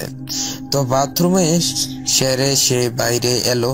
হঠাৎ লাইটের আবছা আলোয় সে দেখতে পেল একটি মানুষের মতো অবয়ব তার সামনে দিয়ে পূর্ব থেকে পশ্চিম দিকে চলে গেল। যেহেতু গভীর রাত, সে ভাবল হয়তো চোর এসেছে, তাই কাকু তার পিছু নিল। তাদের বাড়িতে 4 গাছ চারটে ওই জায়গা থেকে ভীষণ চিৎকার আওয়াজ শোনা যায়। অনেকেই ওই জঙ্গলে রাত 11টা বাজে বাথরুমের কাজ সেরেতে যাওয়ায় অনেকেই ভয় পেয়ে এসেছেন। রাসেল ভাই, রাত 10টার পরে ঘরের বাইরে অনেকেই পারেন না। কাকুর কথা আজও খুব মনে পড়ে, আর মনে পড়ে ওই ভয়ঙ্কর রাতের কথা। কাকুর মৃত্যু আজও আমাদের কাছে রহস্য। আরো অবাক লাগে, একবার থুথু দিলেই কিভাবে একজন পরিপূর্ণ বয়স্ক মানুষ পুরোপুরি ভাবে ভিজে যায়, এরপরে তার মৃত্যু হয়। রাসেল ভাই, এটি একটি সত্য ঘটনা। বিশ্বাস করা বা না করাটা সবগুলো লিসনারদের ব্যাপার। এই ঘটনাটি যদি সিলেক্টেড নাও হয় রাসেল ভাই, আমার কোনো দুঃখ নাই, কেননা আপনি তো শুনবেন আমার ঘটনাটা। তো রাসেল ভাই, এই ছিল আমার ঘটনা। আর আমি এত গোছাই আপনার ভাইয়ের মতন বলতে পারি না, তাই প্রথমে ঘটনাটা আমি শোনার পর আমি এটাকে লেখার পর আমি এটাকে পরে আপনাদের কাছে শেয়ার করি। তো আমার বাবা একজন ব্যবসায়ী, আবার মাঝে মাঝে আপনার একটু ওই যে কবিরাজি করে, ওইসব মানে প্যারানর্মাল অ্যাক্টিভিটিসের কাজগুলা করে মাঝে মাঝে। তো আমি যখন ছোটবেলায় ছিলাম, মানে ছোট থাকতে, হয়তো তখন 4-5-এ পড়ি, তখন আমার সাথে জিন বা ভূত তখন আমার আসর করে। তো আমি একদিন বিকালবেলা, আমার একটা অভ্যাস ছিল যে আমি আমার ওই যে জমি চাষ করে যে পাওয়ার টিলার যেগুলা আমাদের এই জায়গায় বলে পাওয়ার টিলার বলে, ওই ট্রাক্টর বলে অনেক জায়গায়। তো ওগুলার যখন জমিতে চাষ দিত, তো তখন প্রায় সময় আমি বিকালবেলা চলে যেতাম ওগুলা দেখতে। তো এরকমই প্রায় সময় যেতাম। তো একদিন ঠিক সন্ধ্যার আগে এক জায়গায় জমি চাষ করতেছিল, তো আমি একা একাই ওই জায়গায় চলে গেছি। তো হঠাৎ করে যাওয়ার পরে সেই জায়গা থেকেই আমার মানে ওই যে খারাপ জিন বা আত্মা আমার সাথে সাথে প্রবেশ করছে আমার শরীরে। তো তখন তো আমি ছোট ছিলাম, তত বুঝতাম না। তো যেই দিন এই ঘটনা ঘটলো, তো সেই দিন আমি বাসায় চলে আসছি। আসার পর রাত্রেবেলা, আমি তখন ছোট ছিলাম, তাই আমার বাবা মার সাথেই ঘুমাইতাম। তো রাত্রেবেলা আমি হঠাৎ করে বাবা মার পাশ থেকে উঠা মানে দরজা খুলে একা একাই বাইরে চলে যেতেছে। তো যখন আমার বাবা মা দরজা খোলার আওয়াজ শুনছে, তো তখন মানে উঠছে, উঠা আমার ধরছে যে কিরে তুই কই যাস। তো তখন মানে আমার সেন্স ফিরে আসছে, মানে তখন আমি বুঝতে পারি নাই যে আমি কি একা একা কোথায় যাচ্ছি, ঘুমের মধ্যে হাইটা যাইতেছি, তখন আমার কোনো হুঁশ ছিল না। তো তখন বাবা এত কিছু জানতো না, তখন বাবা এখনো এইসব বিষয়ে সম্পর্কে অত ভালো জানতো না, তখন নতুন শিখতেছিল, মানে বাবার একজন ওস্তাদ ছিল তার থেকে শিখতেছিল। তো সেই দিন বাবা আমাকে মোটামুটি ঝাড়ফুঁক করে ঘুম পাড়ায় দিছে। তো আমি আর সেই দিন আর মানে রাত্রেবেলা বের হইনি। তো আবার এরকম 2-3 দিন ভালো ছিলাম। তো হঠাৎ করে আবারও এরকম একদিন রাত্রেবেলা আমি স্বপ্ন দেখতেছিলাম যে আমারে মানে কে যেন ডাকতেছে যে আয়, ওই জায়গায় জমি চাষ করতেছে, তুই আয়, তুই আর আমি একসাথে যাব, চল। পরে আমি ঘুমের মধ্যে উঠা চলে গেছি বাইরে। সেদিন আমার মা আর বাবা মানে টের পাইনি, মানে তারা গভীর ঘুমে আচ্ছন্ন ছিল, সেদিন আমি টের পাইনি। পরে তারা বের হয়েছে, বের হয়ে অনেক খোঁজাখুঁজি করতেছিল। খোঁজাখুঁজি করার পরে যায় মানে কিছু দূর যাওয়ার পরে দেখলো যে আমি একা একা হাঁটতে হাঁটতে রাস্তার মানে আমাদের বাসায় একটু দরজা মানে দরজা বলে বা রাস্তা বলে আমাদের গ্রামের ভাষায়, তো এটা একটু অনেক দূরে। তো আমি হাইটা প্রায় মানে পাকা রাস্তা ছিল সামনে, ওই রাস্তার কাছাকাছি চলে গেছে। তো তারা আমাকে নিয়ে আসছে। তো আমি আসতে চাইনি, আমার জোর করে তারা নিয়ে আসছে। আমি তাদের মানে তারা দুইজনে, আমার এত শক্তি শরীরে যে মানে তারা দুইজন আমার সাথে পারতেছে না। পরে আমার বাবা ওই জায়গা থেকে নিয়ে আসছে, নিয়ে আসার পরে মানে আমি বলতেছি যে না আমি বাইরে যাব, তোমরা আমার আটকায়ও না, আমি যাব, আমি ওইখানে যাব, আমি ওই জায়গায় আমার ডাকতেছে। পরে আমার নিয়ে আসছে। আসার পরে আমার বাবা ঝাড়ফুঁক করার সময় মানে আমার দুইজনে ধরে রাখতে পারতেছে না। পরে আমার ওই সময় কাকা ছিল বাসায়, তারপর আমার বোন ছিল, আমার ভাই ছিল, তারা 3 জনে আমাকে ধরে রাখছে। তাদের আমি এত জোরে ঝাটকা মারছি যে মানে বলার বাইরে, তারা এপাশ ওপাশে যায় পড়ছে, এত শক্তি। পরে আমার বাবা একটা বোতল নিজের হাতে নিয়ে কি যেন ঝাড়ফুঁক করলো, করার পরে মানে আমি আবার আগের মতো সুস্থ হয়ে গেলাম। তো যখন আমি সুস্থ হয়ে গেলাম তখন মানে আমাকে আমার বাবা বললো যে এই ঘটনা এরকম। তো এরপরে আমার বাবার যেই ওস্তাদ ছিল, মানে যে মানে বাবা যার থেকে শিখতেছিল এইসব জিনিসগুলো, তো সে মানে তারে ডাকছে। তো সে বললো যে একদিন আমি আসবো, মানে আইসা তোমার ছেলেকে মানে ঠিক করে দেবো। তো তার 1 দিন না 2 দিন পরেই, এর মধ্যে আর কিছু হয় নাই, তার 1 দিন না 2 দিন পরে তিনি আসছে। আইসা মানে ওনার প্রসেস মতো উনি একটা গামছা নিল, নিয়ে আমার মাথার উপর কি যেন একটা রাখলো, রাইখা যে ধূপ থাকে না, ওই যে হিন্দুরা জ্বালায় যে, ওই ধূপ দিয়ে মানে আগুন জ্বালায় মাথার উপর, তারপরে ওগুলা মারতেছিল। এরকম করার পরে কিছুক্ষণ পরে আমি সেন্সলেস হয়ে যাই। তারপরে আমার মানে এই সমস্যা চলে যায়। তো এভাবে ভালোই কাটতেছিল দিন। বাট হঠাৎ করে একদিন আমার রাস্তা দিয়ে দুপুরবেলা হাঁটতেছিলাম। তো ওই যে হয়তো আপনি জানেন মানে এরকম অনেক ঘটনা ঘটে যে 3 রাস্তার মধ্যে অনেক সময় যে যক্ষ টক্ষ থাকে বলে অনেকে বলে, অনেকে আবার বিশ্বাস করে না, বাট যারা বিশ্বাস করে তো তারা জানে, তারা বিশ্বাস করে। তো হঠাৎ করে আমি রাস্তা দিয়ে হাঁটতেছি দুপুরবেলা। তো 3 রাস্তার মুখে ওই যে বিভিন্ন খাবার আইটেম, মাছ, তারপরে ভাজি পোড়া বিভিন্ন কিছু দিয়ে রাত্রেবেলা আপনার 3 রাস্তার মোড়ে যাদের চক্ষে ধরে, মানে যক্ষ বলতে হইলে এরকম যে রাত্রেবেলা স্বপ্ন দেখায় যে আমাকে একটা ছেলে দে, বা আমার একটা ডাব দে, বা আমার এরকম কোনো কিছু দে, আমি তোরে অনেক টাকা দেবো, বা তোরে আমি এই জিনিস দেবো, বা তুই যা চাস আমি তোরে তাকে দেবো। তো ওরও তাই দিব। ওরকম হঠাৎ করে সে আমাকে মানে আমি ওই রাস্তা দিয়ে হাঁটতেছি, তো ওই যেই ভোগ দিছে বা খাবার দিছে সেই জায়গায় আমি ওই জায়গায় পাড়া দিছি।